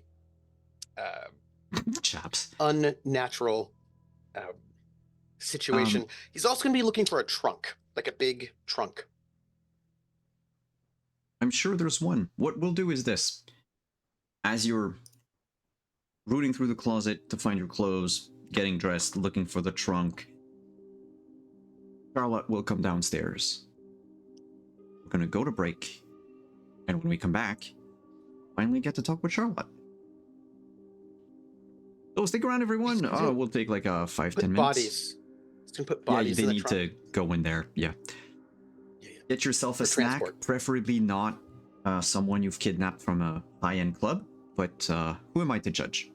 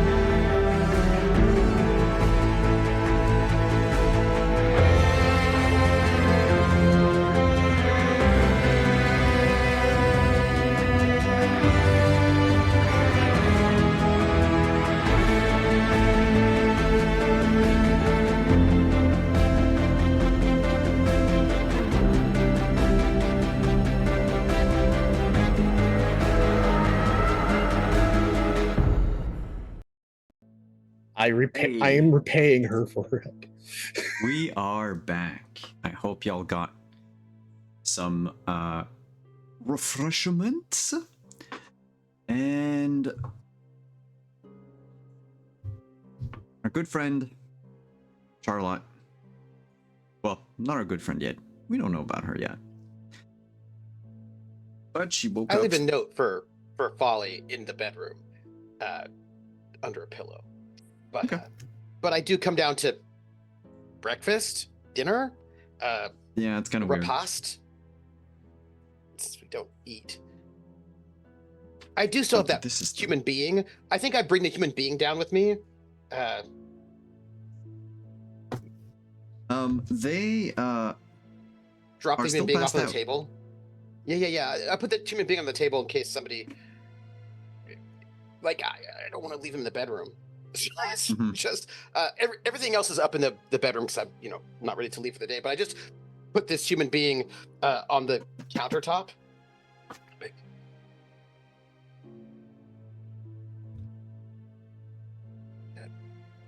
In case if anyone. Charlotte turns around. She's cleaned herself as best she could since last night. She did not take a shower. Was it because I used up all the hot water? I'm also dead, so who cares? Yeah, she doesn't care about the water temperature, but she'll call everyone. I don't know if Arthur and Flordy are like pacing through the house. No, But, Flory is finished getting herself back together and has come down and is just scrolling through 5 weeks worth of communications. Yeah, Artie's found some like tan polo that fits, black slacks, and just trying to think. No, he's got some penny loafers, that fit, and just comes downstairs, sees the person on the table. Well, this brings back memories. he would. Ones. Dixon would have come in last because he wakes Oh. up later than everybody else. Yeah, but like Artie's been like tucked away in his room doing all the phone calls, so I think he's like the last one to come down, and he's just like, this brings back memories. Not great ones, but memories nonetheless. Of what? Miami. People just leaving their lunch on the table. Oh, so Dixon just picks up the body and then just puts it on the ground, if that is the offensive part. And just sort of like just. There's these things called couches. Yeah, I forgot about that. Charlotte introduces herself just as you move the thing. By the way, Charlotte Milliner. She speaks with a southern drawl that hinges on Cajun. Oh. Well, again, he'll actually like tip his hat. Back at my place, we really don't care where your food is. I take it that I have a certain ministry member to thank for your services. At least that's what I've been led to believe. The two ladies whose house this is. Indeed. Or one of them. I don't know. She's not a member of anything. But yes, this is her house. I'm also not a member of anything. Which two ladies are you talking about? Folly and... the other one was this black-haired woman with heavy makeup tattoos.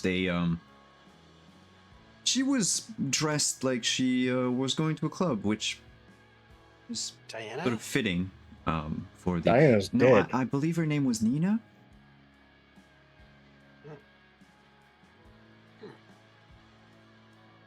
Anyway, the two ladies were very helpful, but also very, very, so very drunk.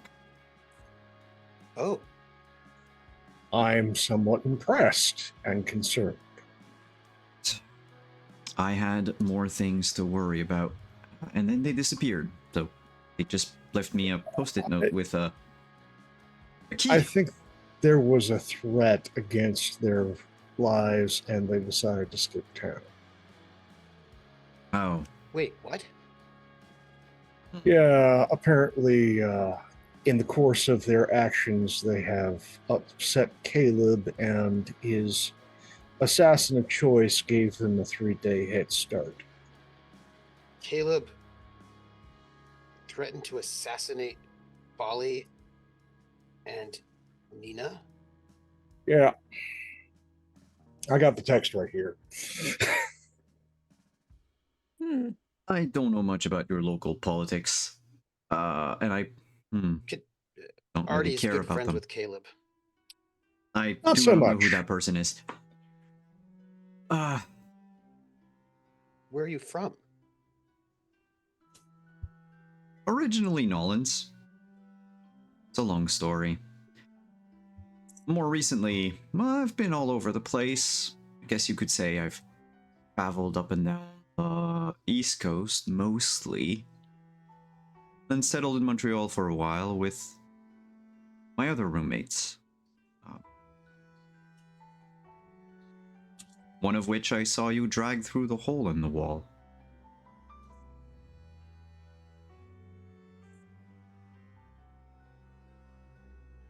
Sending a message. The Salubri? She's got a name, you know? Mind you, you probably don't know it. It did come with a name tag. Sorry. Jessie. Yes. Jesse is a friend. Good to know. I'm going to edit the Legend Keeper if it lets me. That was just for you, Trip. I know. Jesse's a good friend of mine, actually. But, but now I wish that I had Jesse's girl. Anyway,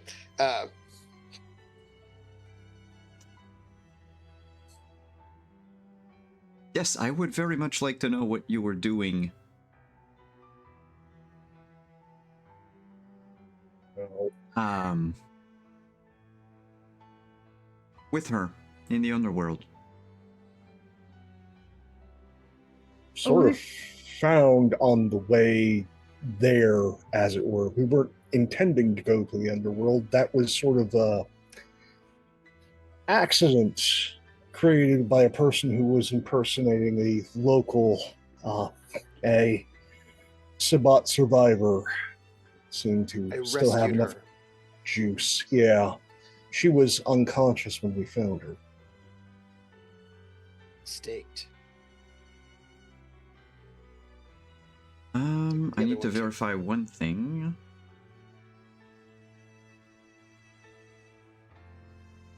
Nope. Where is it? And Dixon's like assessing this person. You know, you have to assess things.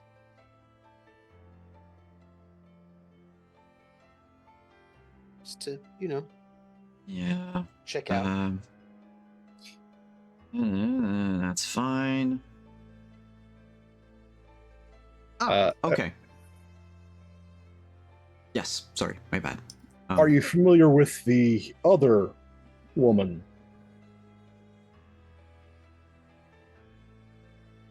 You all dragged a lot of bodies out of that hole. I recognized only the one that was important. 2.5 bodies. That's all. I believe a head in the spine is more of a 0.10, but Jesse and I go way back. Exactly how? How long ago? Or how we go way Yes. back? Because one way or another, Both. Mr. Dixon, is it? Yes. You are prying into my private affairs. All right. We used to travel together. Hmm. Some say we were roommates. Ah, Well, that term. I suppose it's your personal business if you don't want to share. Then you don't have to share. I just wanted to know why she was in the underworld, because she isn't supposed to be there. Well, since you don't want to share with us, I don't know why we should share with you. I am actively sharing. I think you're a little paranoid. I did, after all, save your hide. You did save your asses.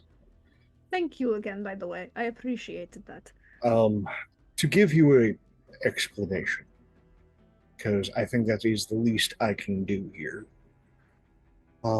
There has been some disruptions in the local area. Two archons put it to me in less than neat terms that I need to find my way downstairs, not the underworld, just I don't need the downstairs. local politics. I just want to know where you found Jesse and if it In the wasn't Sabbath Haven.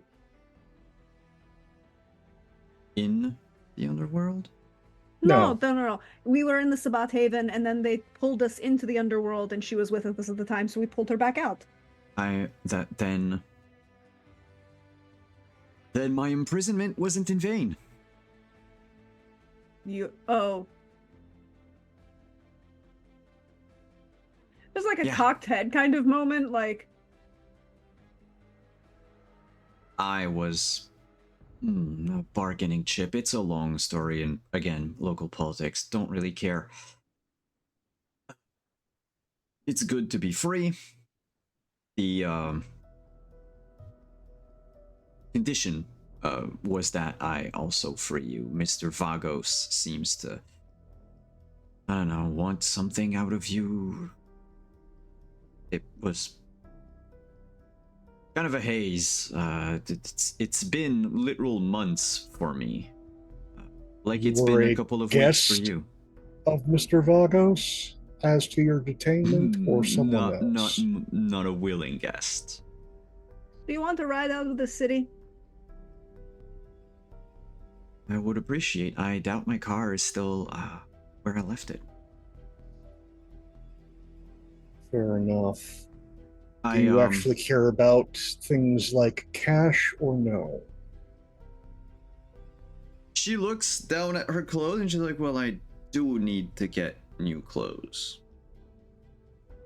The closet has a variety, I don't think necessarily in any of our fashions, but there's stuff to use. Take what I can then. One question if you don't mind me though. You said you found Jesse in a Sabbat Haven. Did you happen to find anyone else? Not the other one that you dragged through. You happen to have found a black woman. No? I would need more of a description than just a black woman. I mean, like, that's really kind of broad. And to be specifically honest, it's been several decades. I do not know what she would look like now, but she would not have changed her skin color. No. Oh, okay. No, she was special. Didn't really like. We found Jesse studied. The individuals we came across are not a black woman in anything that we came across. We came across somebody who was of lupine heritage that was flesh-shaped into a beast. And then as Zamish, who had Sabbat Survivor, who had gone batshit crazy and dragged us to the underworld. And the other woman who you're not interested in. I will take, I have to write a message. but like just black woman is very, very broad. Like, and Flory is being very particular in the wording she's using. Mhm. She is not lying.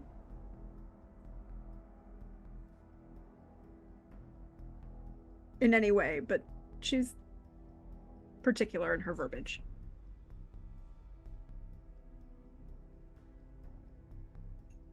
Well, no, I don't have any more to go on with. It's just, it was a shot in the dark, I guess. I mean, I'll take your way out of here, and when you wake Jessie up, just let her know that I tried. You don't Tried necessarily what? want to.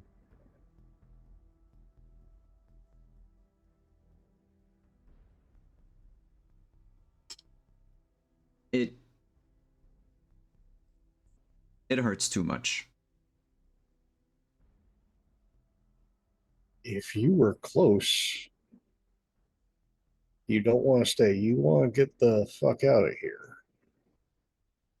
Yeah. I have Look, few You have things to do. Do you have a particular port of call that No. you would like help getting to? Give me a ride. I'll be fine. All right. Why were you imprisoned by Santiago? and Flory just kind of like looks at her, kind of shrugs, like, well, be That's a number of reasons. more or less a convoluted problem. The imprisonment was self-imposed. The Santiago Vagos part was, well, he became my warden. Wasn't supposed to. You see, what do you know about this house here? It has a funky history. Yeah. Let's just say that the original owner of this house, we had sort of a falling out. You don't say. Yes. And, well, I needed to keep some people safe, which I was told I could do. By whom? Because they got Jesse. Oh, and also the original owner is truly and completely gone now. Delightful. Already But heard Black's that not going story. to. What? Apparently, he was truly gone a while ago. That's what people said. That's what Artie said. Oh, his I guess essence. I don't really know how to. Lingered. Soul, yeah, stayed in this place. A fragment It's of him yes, was, it was here. It's complicated. He was not just here. He was also in the other world. We duked it out, you know, for everything that he did. But the not a condition, it's more of a prerequisite for what I wanted to do. I needed to stay in the underworld for some time. And then, well, from what Santiago told me, and he told me very little, shit happened in 2012. Things popped off then. Yeah. And that's when he suddenly decided that he was in charge, and he couldn't get me out. He couldn't, you know. Up until at some point he managed to get me out, because you know, I get the feeling that he always was in charge of anyway. Look, I'm going to be very blunt, and that's very weird for me because I'm usually not blunt. I'm good with speaking around things. It's kind of in my business. But if you're looking for someone in particular, description of general race and gender presentation, not helpful. Name, might be able to help you give you an answer on that. I don't know which name she would go by. Top 3 you would have known her by. Well, first of all, she would probably not be walking and talking. She would probably be in the same condition as Jesse. But you could try. Baked? Sorry, Simon didn't hear. Staked. Staked? Okay. Probably, though. She and Jesse would have had to do it at the exact same time. She went by the name. I think Roxy was one of her handles. For a time back in the last time really we saw each other in person, she was still going by her mortal name, Miss Broadley. Eddie, but I don't know. There was a lot of traveling. There was a lot of assumed identities. There were a I'm lot very, of. very aware of it. I do it for a living. Yeah. Anyway, well. Coven Look. member or representative of their other business? None of your business. Like I said, If I too said deep. my grandsire's name was Giordani, what would you say?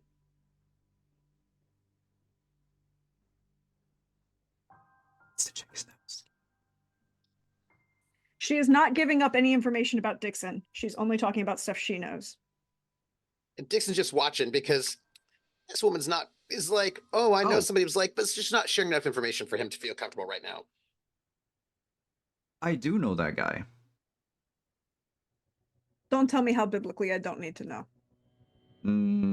I don't swing for that Not team. that kind of Here. roommate. I know, I'm joking. It's breaking the tension. He It's getting came a and little went from tense. time to time. Kind of bloodthirsty. He was always jonesing for a fight. I mean, yes, and very much yes. Yeah, that's I fair. remember her. We sort of, you want to call it a coterie together. There was him, there were Jesse, myself, Hetty, and Damien, the little shit.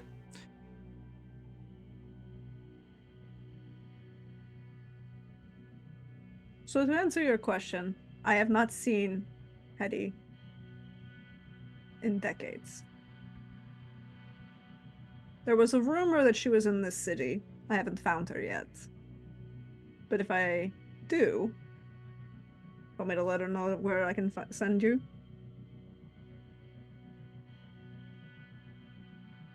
No, Jesse's here.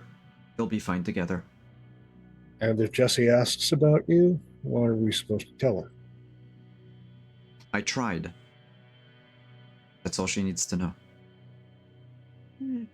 I have a feeling that that may not be all she wants to hear. Yeah, I just spent about 100 years in the underworld. I need to stretch my legs. I need to. Well, I'll help you get there. Can you all give me wits and insight? Yeah.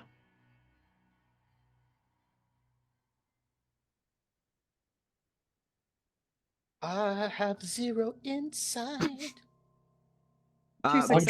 Trooper, you would get a bonus die, actually. 2 successes. 2 successes. 0 successes. Again, very straightforward. Yeah, I know. Very straightforward. You get the feeling, Florian Arthur, that she's not trying to hide anything. Oh, she's hiding everything. Her sanity is frayed from probably staying on the other side too long.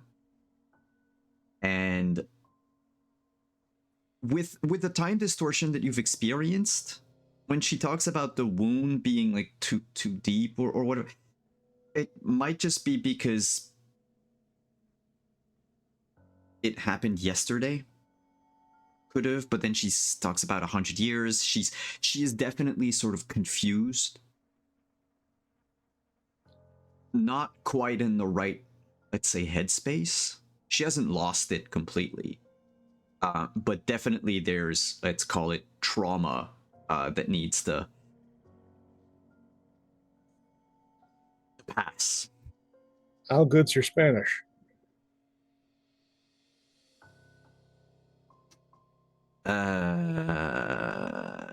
Not that great. My Italian's better. Oh, good. I know a guy. Come along. I'll give you a ride. I know a place. And you might have to wait like 20 overnight. Don't eat any of the girls, but they'll find you something nice to eat. You'll feel comfy. And then I'll pick you up in the evening and I'll get you out of this city. Dixon has been just looking at her with like a lot of suspicion the entire time. Like, Mhm. like she's hiding something and he doesn't like it. Yeah, and she's going to, Flory is just going to kind of like put an arm around her, is like, so, and like guide her out and not really mention why anything else. She's going to ask you, though, like, where you intend on bringing her. Well, Well, it's none of first your off, business, is it? Well, first off, she's mine, nobody else's. What- And it's what- none of what- your business since you don't seem to feel like sharing anything. I are we think talking about Jesse or the woman I'm talking to? Jesse. I don't Because think I that was thought the that was in question that was character. asked. That was her asking, right? No, I think she was asking Flory where No, she was Flory asking gonna Flory test me. where Flory wanted to bring her, Oh, not Charlotte. Jesse. No, Charlotte, not no. Jesse. No. Charlotte was. That's why I was like kind of confused by what you were. No, so it's like as they leave, like she's asking, like, okay, so where is it? Blah blah blah. Because you know what? Yeah. Why did Italian trigger something in that? So first of all, we're going to go to a very nice nightclub. You're going to spend the night. You're going to relax. You're just going to watch the pretty people dance. I can't. Why? Don't feed normally. Kind of part of the family curse. Yeah, I saw the mess. Oh, There are that gonna was be- just work. Oh, that's fair. But yeah, eating is just as messy. Yeah, no, I would avoid people for the time being. Okay, I know another place I can I need to. I need to get my car before I can take you out of the city. So just gonna help you lay low for a little while, and things were looking a little tense in there. As she kind of like continues walking and talking, Alan's Sorkining her Yeah. out. All right. And what about Dixon and Arthur now in the kitchen? Yeah, passed out, kind, just on the floor. I will see about disposing of our guests in some He's place they can. alive. What? He's alive. He's like comatose, but he's alive. Yeah, no, I'm going to find them a place where they can come to, and it was all a bad dream. But I'll deal with that first. I need to go and retrieve one of my vehicles, and then I will see to Tweedledee and Tweedledum's miraculous recovery elsewhere. Then I have a number of places to be, people to drop stuff off to, and I'll leave you to your business. But yeah, Caleb's becoming a problem.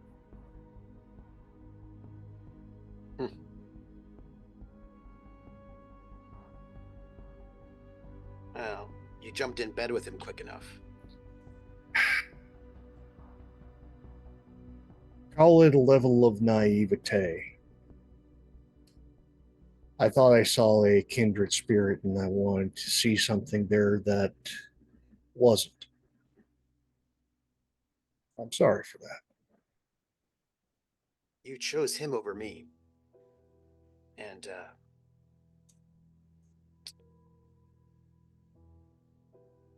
yeah.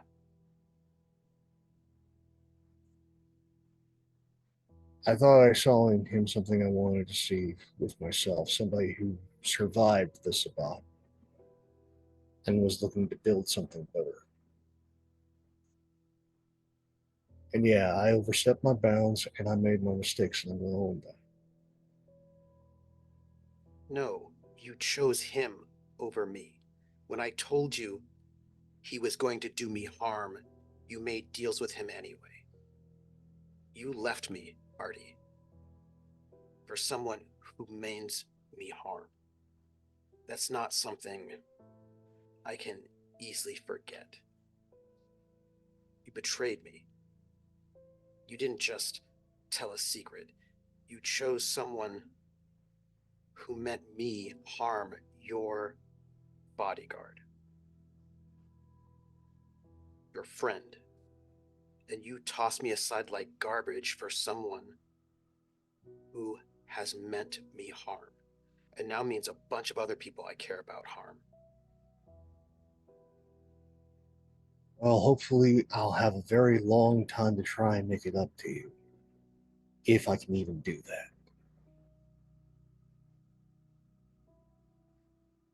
You've got people you need to get out of this city. I don't need to know who they are, where you're taking them. I'd rather not know. But I can get you resources that you can spend to try and make that happen. I'm not Untraceable. leaving this city, and nobody I care about is leaving this city. Montreal is my last stand. It will be a better place.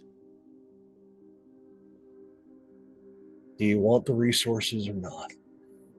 No. Okay.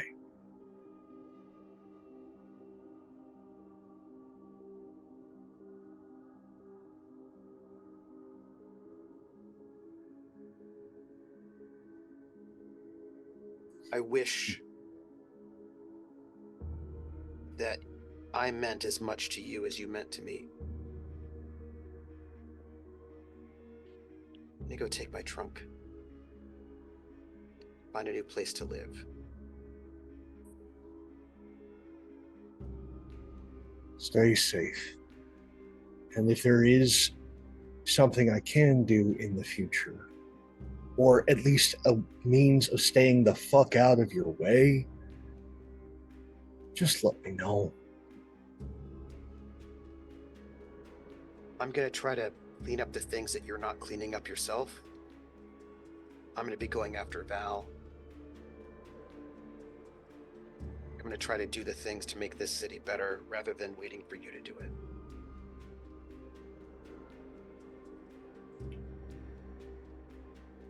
How about I make a Because deal? otherwise, go ahead.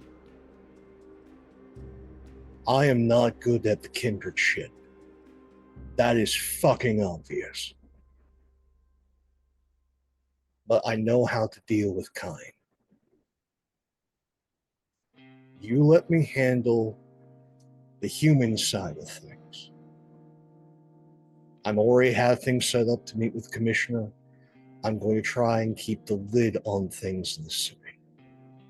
Make it so that, and if there is something where somebody steps out of line, I'm the first one who hears about it. That's something I can do. And not screw that up too much. The kind aren't interesting to me anymore. They're Then meaningless. let me handle it. And you deal with the kindred side. I also don't deal with kindred. We're not friends, if you remember. Not you Well, and you I, but obviously any of them. have plans for the kindred of this city. Oh, just to kill them all. That's it. Not to make friends with them.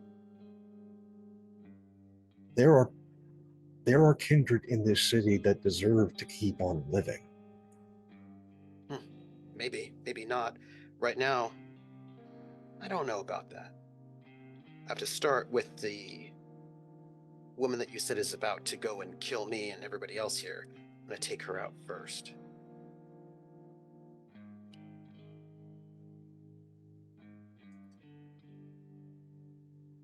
If you are still hell-bent on this, there is one last thing I can give you that might give you the slightest hint of an edge. She has a soft spot for Chanel No. 5. Perfume. sense memory amongst the dragons is a very strong thing. An exceptionally strong thing. It might Not buy you particularly a second. tricky. Not particularly tricky.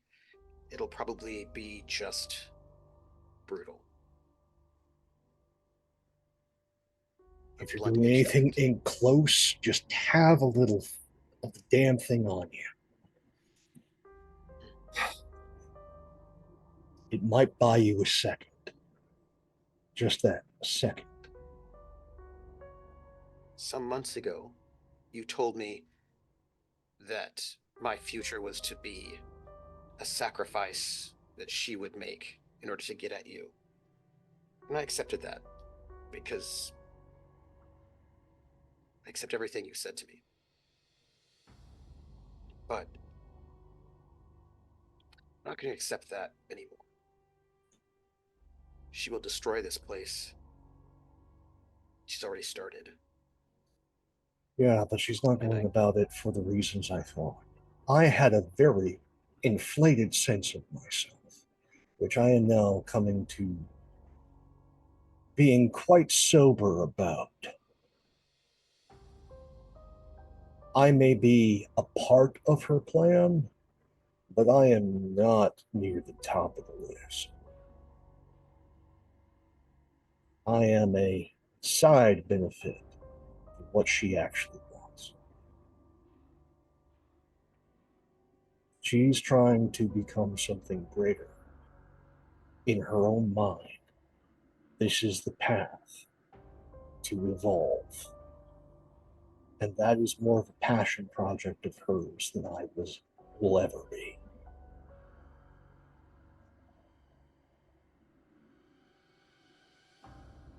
well, I'm going to stop her. I hope you do.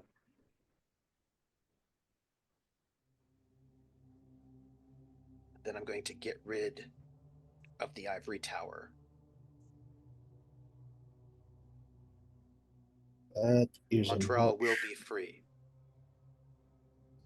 I need help. You can't do that entirely by yourself. I'm not saying you need me. You fucking don't. But you're going to need help if you want to take on the tower. Oh, you can kill people pretty easily. The thing with the tower is they have the resources to just keep spitting more assholes at you. I'm happy to keep killing them if they keep sending them. Until they stop sending them. Or I don't survive one way or the other. And maybe other people in this city will decide that they will step up for this city without asking for favors for their own freedom. But if they don't, it doesn't matter. Because I have ideals, and I will stand by them even if no one else does. I wish you luck.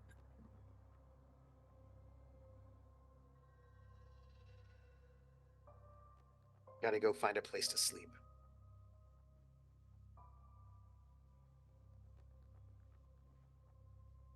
Take it easy, Go. Dixon.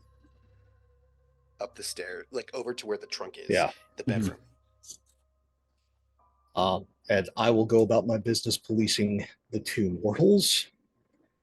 I am going to unhog tie them, make them the proper level of messy, and I'm certain there is some alcoholic beverage in Folly's place.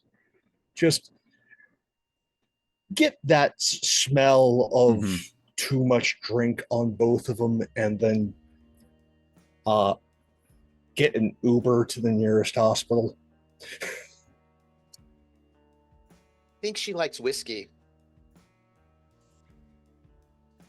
That makes sense. It's perfectly flammable. And cigars. Yes, there were a lot of cigars last time. Yep.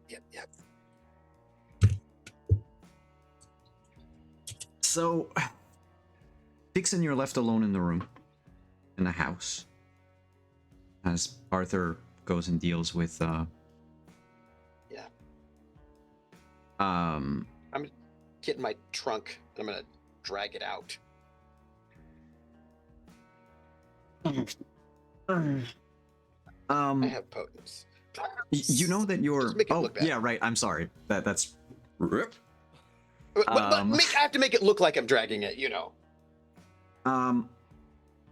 So here's the thing. You know that you can't go back to your underwater bunker. Yeah. In all of the places that you've walked through, let's say, because you walked the breadth of the island, right? Up and down, left and right.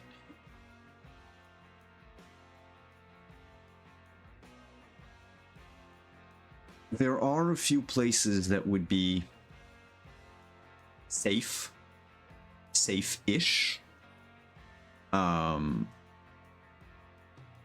You don't know if Hetty's place is still usable after the trap that went off. But that would definitely be a place that no one knows of now that the other person who knew of it is no longer there. Otherwise, there's a wide variety of places. What is Dixon looking for in his Well, he has to go back to Hetty's place to pick up Hetty anyway, and then he'll check to Yes. see if that place is all right, if it's usable, because the underwater shipping container that he slept in, because he had nowhere else to stay, it's not really. It's been compromised, so he can't go back there. But he has to go and get his friend, his corpse friend from that place too. He's got 2 corpses. He's got 3 corpses he has to pick up. Sadly, but he also needs to heal. So he's going to try to go to where Hetty's place is, make sure he's not being followed. Bit of a roundabout to see if. Yeah, with the trunk, there's definitely a few people that just, turn their heads as they see you just carry a ginormous trunk through downtown Montreal. And he's basically gonna want to wait until it's like really late. Here's one thing though that helps. Practically every surface is covered in ice. Nice. It's easier to drag a trunk along. Yeah, he's gonna have to wait till it's late enough that he's not gonna be getting like 10 o'clock in the evening traffic, after bars close and all of that, because he doesn't want to be followed. Well, I mean, bars often close at 2 or 3, and then you have your after hours.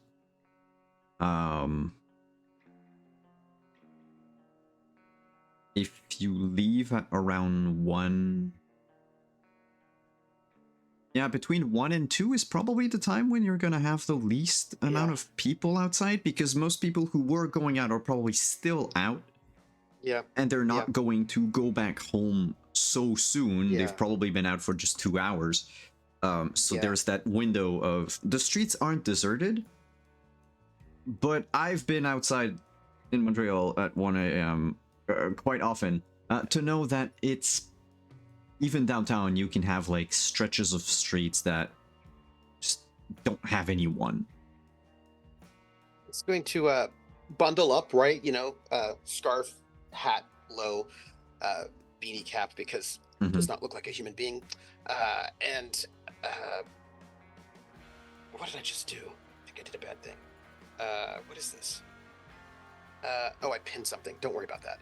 So he's going to wait until he thinks he'll have the best time of avoiding people seeing him, and then he'll basically wait in the apartment, leaving a note for Folly until he can go, and then he's gonna drag 2 people with him, and then he's gonna try to make his way back to Hetty's place to see if it's usable, or if he needs to find a different place, and also to check in on Hetty. But he's going to go roundabout because that last tunnel was collapsed, and also, he has to. And there's people who are looking, and he doesn't like it. he doesn't trust them all. Yeah. Like roundabout, you know what I mean? If people were There's- if there were like any kind of kindredy type, they might think he's gonna go to the sewers, not going where he's going, basically. There's one thing that's kind of maybe hilarious. The trunk doesn't fit in the tunnel. The one that you crawled through. But By the that time would you reach it- collapse. We have to go the other way, right? It's yeah, no, that's true. It's that one that collapsed. Sorry, I got them mixed up. Yes. So you're gonna have to go through back to where you and Antonio were last time. Yeah, and he's gonna have to do work if it's still usable, but he can't go that one way to go the other way because that one tunnel collapsed. Yeah. Mhm. Yeah, and he's like just thinking about Artie the entire way that he's dragging the trunk across town. You know, Mhm. and he like just kind of like absentmindedly thumbs the cross that he's wearing underneath his shirt. No, he doesn't wear it. He has it in his inside pocket. He Yeah, has it in inside his pocket. Yeah. To make his way, at least, because if he can't stay there permanently, at least he might be able to stay there tonight. Because by the time he gets there, it will probably be too late to go out again. But he's got to write notes for Nina and for Folly, and for the people he needs to write notes to. But he probably won't be able to send them out put them in the drop boxes until tomorrow. But he's just going to think about how he didn't know any other kindred at all besides Hetty before he met Artie. Well, people tried to kill him. Kindred tried to kill him, but nobody actually. Yeah, but you never interacted with people. Yeah. And it's just like thinking about Artie being the first kindred friend he had. He knew some kindred in Montreal, but like this is somebody who was like different. And Well, I mean, there was Antonio. He was probably the third one. and Melvin, he knew Melvin too. Antonia and Mhm. Melvin. But Artie told him so much about all this stuff. He explained what the Ivory Tower was and why they were trying to kill him when he was over in Ecuador. She didn't quite understand that one. Like just a lot of things that mostly everything he knows about kindred society he learned from Artie. And so he's like, that's what he's like thinking about as he's going across. He's thinking about when he made his way down the coast and hit Florida on his way following the trail of Hetty before he made his way back and ran into Artie, and Artie saved him because he was didn't understand protocol, and plucked him up and made sure he was okay, and how that started their friendship. And thought about how much he looked up to Artie and how in his eyes Artie could just do no wrong, that Artie just knew everything there was to know. And those thoughts are on his mind as he's trying to make sure he can find a hole that he can sleep in before the sun comes up. Eddie's old sanctum is burnt up, but structurally it's still there. Like, I mean, anything that could burn, burnt. The stone is just covered in soot, but all in all, it was just like a hole dug out of the ground under Montreal. The not the bedrock necessarily, but most of it is clayish, so fire is even better. Of course, the candles are gone. It's puddles of waxes. The books have all burnt out.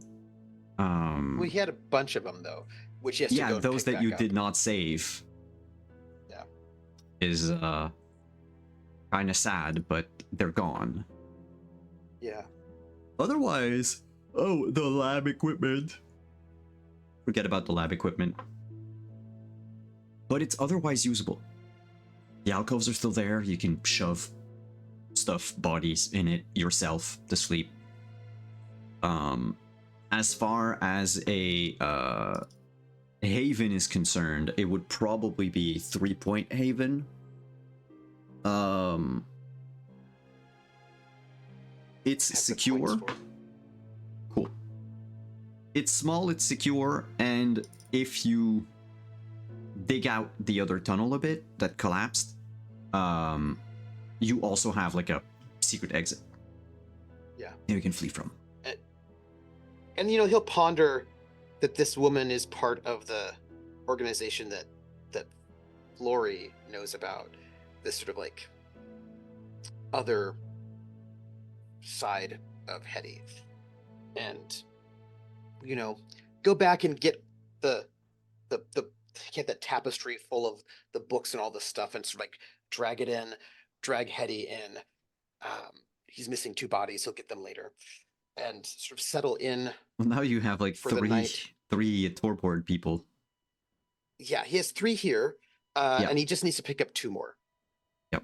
One, Nina will get him, and he'll have to. He has a full hand of bodies, and I think he sort of spends up a little time writing some notes that he's going to drop off, and thinking about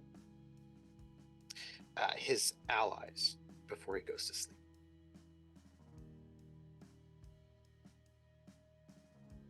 I will move on to Flory for a moment. So where do you bring Charlotte?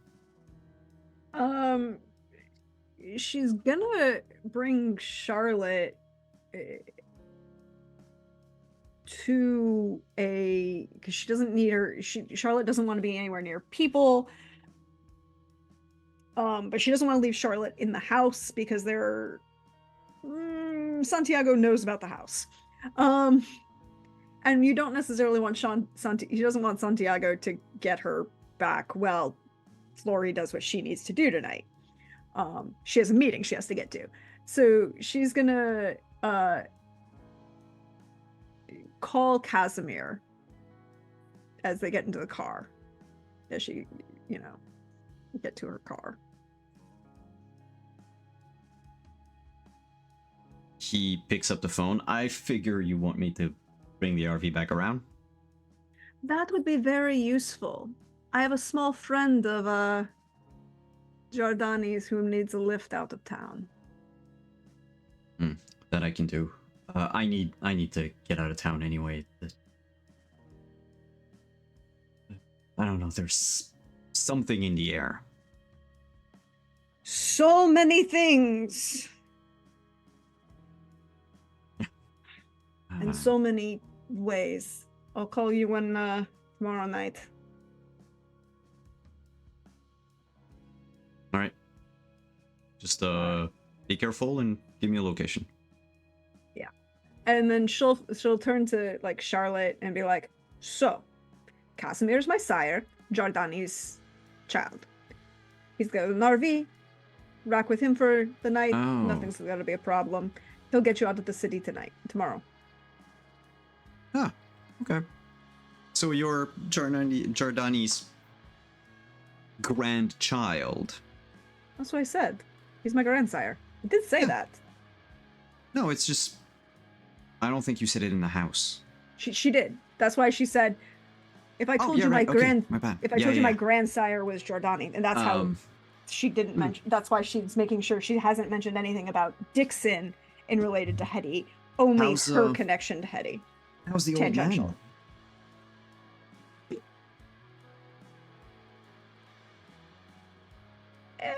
He hasn't murdered half of the city, so I figure we're doing pretty well. Giordani's here? No, he's stuck in somewhere else. But But he's still kicking. And she will literally pause in this moment and kind of feel along the connections, because it has technically been 5 weeks and technically things could have gone really wrong. As a Ravnos, Yeah. when someone of your clan, ever since The Week of Nightmares. the week you of know. nightmares, when someone of your clan dies, there's like a feedback through the Yeah, blood, and- especially when you're connected. You haven't you haven't felt anything, but you also no longer feel him. And she'll like look at her and be like, "It's complicated. It's a maybe." I haven't turned into a giant. I haven't felt the giant flaming crushing of my soul. That means he's dead. But they also don't necessarily feel him along the connect. Oh wait, you had like. Do you remember the Week of Nightmares? I remember it differently than you. That's fair. But do you remember like the whole burning of like 99% of my clan? Yes, that I do remember. Yeah, since then we're all kind of a lot more familiarly connected. So we know when another one of us goes up like a human torch. Quite a lot of us independent folks who are familiarly connected, it seems. I mean, who really wants to deal with all of these fucked up governmental structures that don't serve any of us? I don't know, there are sometimes that I wonder if the governmental structures aren't any better than, you know, sleeping with your brother. I don't do that one. No, that's a quirk from my family. Oh! Well, I mean, it's ex-family. I got ties and all that. Venice is not my favorite city.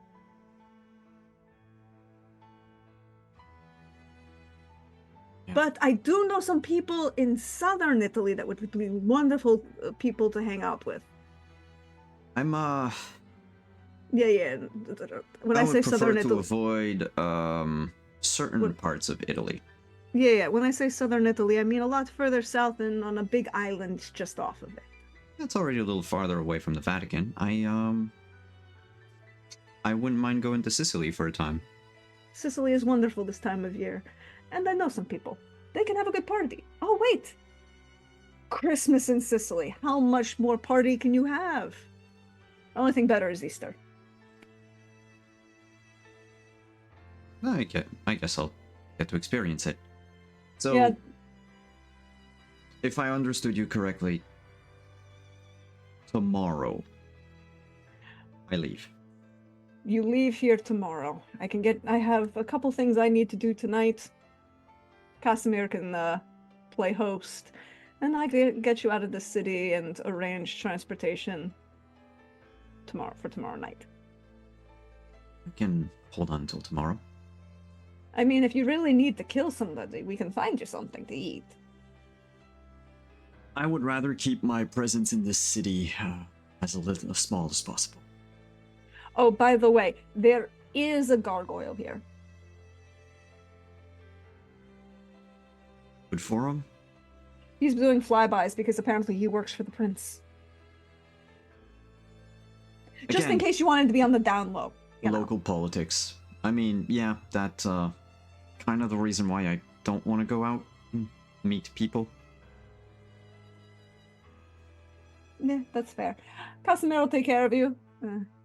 And he'll be here in about 10 minutes. You need me to hold around and wait around? And just as luck would have it, like, you see the RV around the corner from, like, farther down. He's lying about this driving again. She goes, what the fuck is that? You think I travel like a plebe? Oh. Well, Fully armored, fully blacked out. Locks. Moves as you need it. And various other things are kept in the bottom drawer. I told you. Giordani's my grandsire. no, he always was one for, flashy rides. I mean, I won't lie and say he didn't influence me a little. But, like I said, I doubt my shit's still in existence. We'll figure it out. I have a place to be, unfortunately. Well, thank you for your help. I mean, I expected it after what I pulled for you, but let's remain civil. Plus your sort of distant friend family thing. So. You're not the first member of the extended older generation I've had to move out of this place in a quick hurry. But no, I haven't seen Hetty. Rumor has it she was in the city, and I haven't found her yet. If I do, I'll let you know. Yeah, I'm not holding out hope. Do you want me to give contact information to Jessie if she asks about it? Nope. Cool. Anybody else you want me to make sure don't know where you are? I mean, of the familiar group, not the creepy ministry. No one knows I got out except for Santiago, Polly, and Nina, and then the three of you. So long as we keep it to that little group, I'm good with it.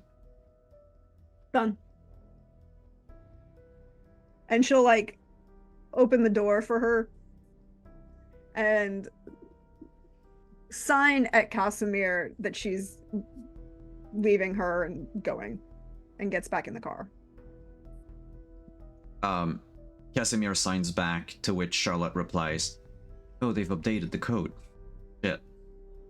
Don't worry, you'll get used to it.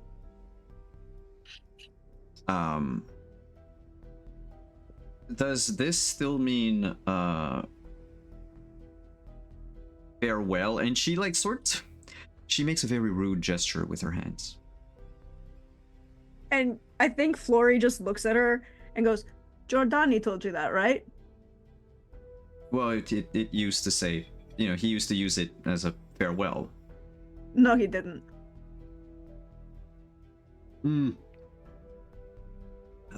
Let me guess, I just insulted someone's mother. No, you kind of implied you wanted to have carnal relations with a hog. Piece of shit. And with that, the door is going to close. And she's gonna get in the car and go away. We're going to end. Do I keep this revelation for next week? I mean, Flory's on her way to make a meeting. Yeah, all of you need to. All right. Do it. Next Do week, it. no, because I need all of you to finish this night. So next week, fun and surprises. Thank you so much for coming tonight, everyone. Thank you, players, for being here. This was our first episode of our 6th season. This is the final season. We're in the last stretch. 5 more sessions that these kindred have to survive. And then we'll see what happens. We'll see what happens to the city. We'll see what happens. This is, like I call it in my notes, this is the find out part of all the fucking around y'all did for 5 seasons.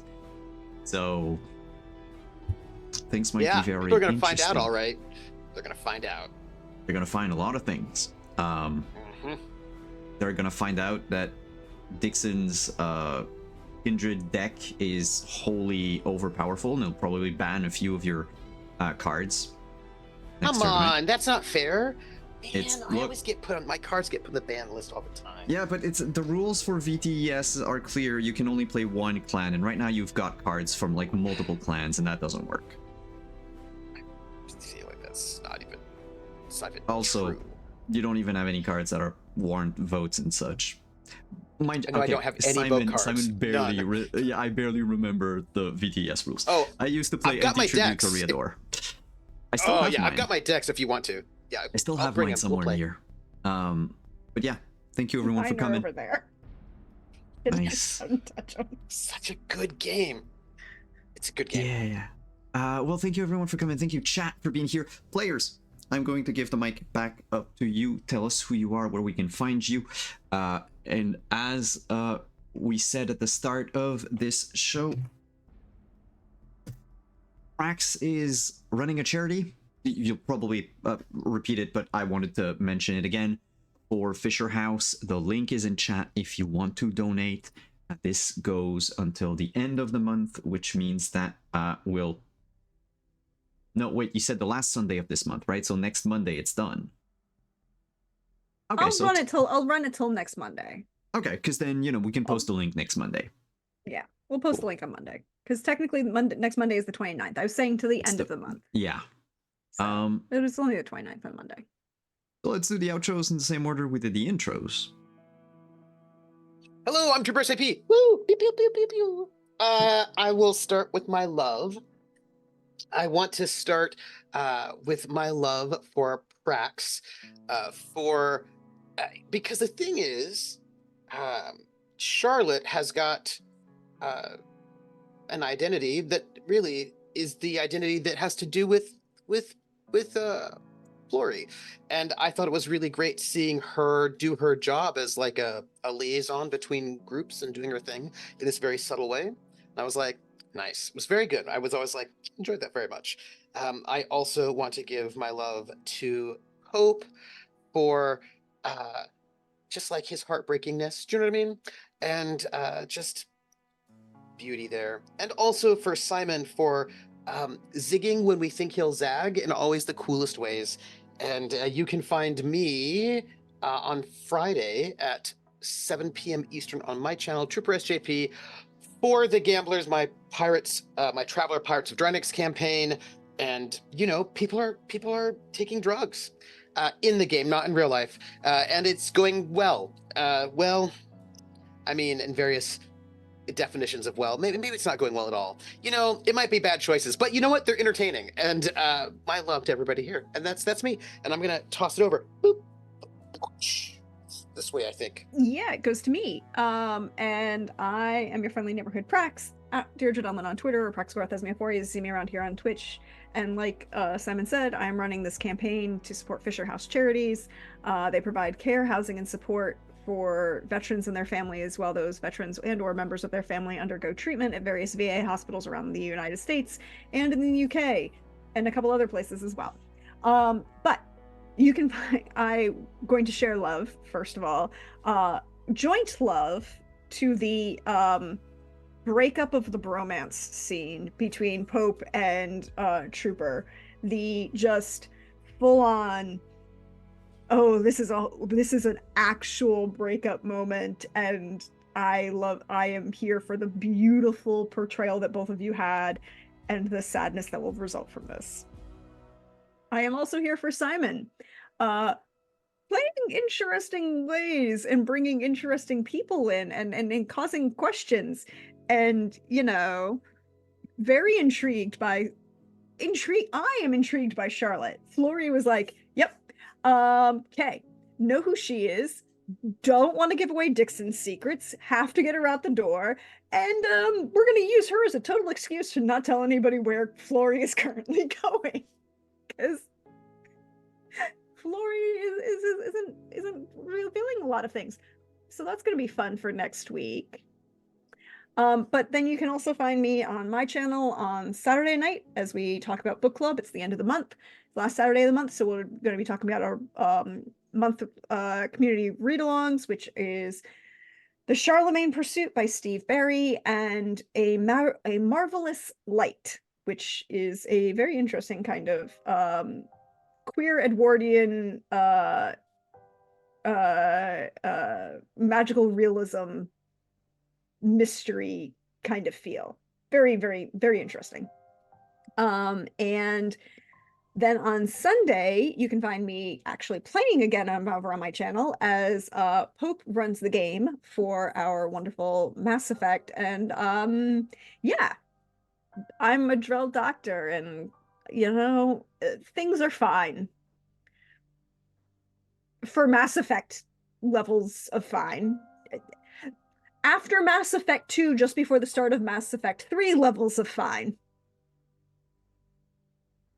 But you can find me follow me all on the socials, and I get to talk about the wonderful, fabulous people like these fine folks that I get to play with every week. I get to tell stories with, and I cannot wait to see what happens next. So that's my cue. Hey everybody, Pope here. Pope World Build on the internets. First the business, then the pleasure. If you want to see more of my silly face, follow those links on the Bird app and Blue Sky. I will be over on Praxis channel on Sundays at the helm of Mass Effect: The Gathering Dark, and then be back here on Mondays for more Montreal by Night as the timer is counting down. Um, and yeah, that charity. One, it's important. I know we're getting towards like the spring season of giving, but if you can, um, there are an awful lot of charities. The the bulk of them doing absolutely excellent work, but when it comes to taking the load off when someone is has a medical issue is something that is deeply, deeply needed. And it is an underserved service that Fisher House provides. So I personally implore you to give if you can, and promote where you can, as well as a little, enticement slash incentive. If we can get to 400 before the end of the month, the Mass Effect group gets a interesting number of upgrades. So if I can't necessarily nudge you through just giving to a good cause, let me nudge you to see something funny happen. But now for the love. First off, I coming into this, I had no idea how we were going to deal with a VOD-shaped problem. And was literally sweating the idea for a couple of days of what the hell are we going to do. So that curveball hit me like a ton of bricks, and then just the beautiful narration of the most Indiana Jones like scene that we have had. This entire story was a beautiful, beautiful moment. On top of Charlotte being an incredibly interesting individual, and then the connotations of being, hi, I had trauma of being in the underworld for an indeterminate amount of time. The fact that you couldn't even string words together, I'm impressed. Yeah. So like two absolutely incredible moments. Then seeing the multiple sides of Flory, one like getting immediately coming through, and the first thing that she turns and says is thank you. Like that is not just a sign of the individual, that is also the sign of the history of that lineage playing out. And I think we got to see a bit more of Flory and that almost generational story that's really being told there, as well as waking up in bed. Oh God, there's all these messages. I don't want to get out of bed. Which is just a beautiful Flory moment to enjoy. And then it is a joy for me in doing all of this streaming stuff, because again, I come from theater, I come from improv, and this is an amazing opportunity for me to get to flex some things that I don't normally get to flex. Like life has dealt me a few blows, and some of them keep me off a stage. So getting this chance is I cannot thank folks enough. And then to have a wonderful scene partner, which I have had so very many, all of them here, but tonight was a wonderful moment to have that back and forth between Artie and Dixon, and have that the sort of the story trajectories of these two characters. It feels like finally they've crossed, like, because like part of Arthur's story is the ego that all Zim have, and having that slowly shatter. Finally coming to pass, finally coming to grips with consequences that he is not accustomed to. Like, Arthur is accustomed to consequence being a person I care about is dead, or, oh, look, I've had my ears ripped off. Things of that nature. And it being something instead of violence, and something that is deeply personal, and something that is speaking to the humanity that he has done so much to claw back, and now having that humanity actually like mean something because that conversation hurt. As well as seeing Dixon, who has taken the bullet train to heck, and now is, as he is kind of through miraculous and occult means, slowly bounced back a bit, but not to. He is on an entirely different climb. He is on a separate mountain, and I think his is far more perilous than Artie's. So It's not a good mountain. It's a downward spiral. Like a not shit an mountain. upward one. it is a very tough climb, and it is very interesting to see where all of this goes, and I hope you join us for all of it. Thank you so much for being here. We're live VOD YouTube. A store is nothing without its audience. You're much part of this as we are, and as the time moves forward and things seem to be overwhelming, be kind to yourselves and one another. See you soon. Thank you so Can I much, make a note? players. Oh, yep. So we're December the 21st, 2014. Mhm. The number one song on the charts is Taylor Swift's Blank Space, and with the chorus, so it's going to be forever, or it's going to go down in flames. You can tell me when it's over if the high was worth the pain. I've got a long list of ex-lovers. That's Artie. They'll tell you I'm insane because, I love the players and you love the game. Because we're young when we're restless, we'll take this way too far. It'll leave you breathless or with a nasty scar, which I feel like Stop. applies to everybody. Taylor Swift will not become the anthem to this game. Yeah, just for today though, because I'm just saying. Well, I mean, yeah, There you after your breakup with Artie, makes sense that Yeah. you listen to T Swifty. Absolutely.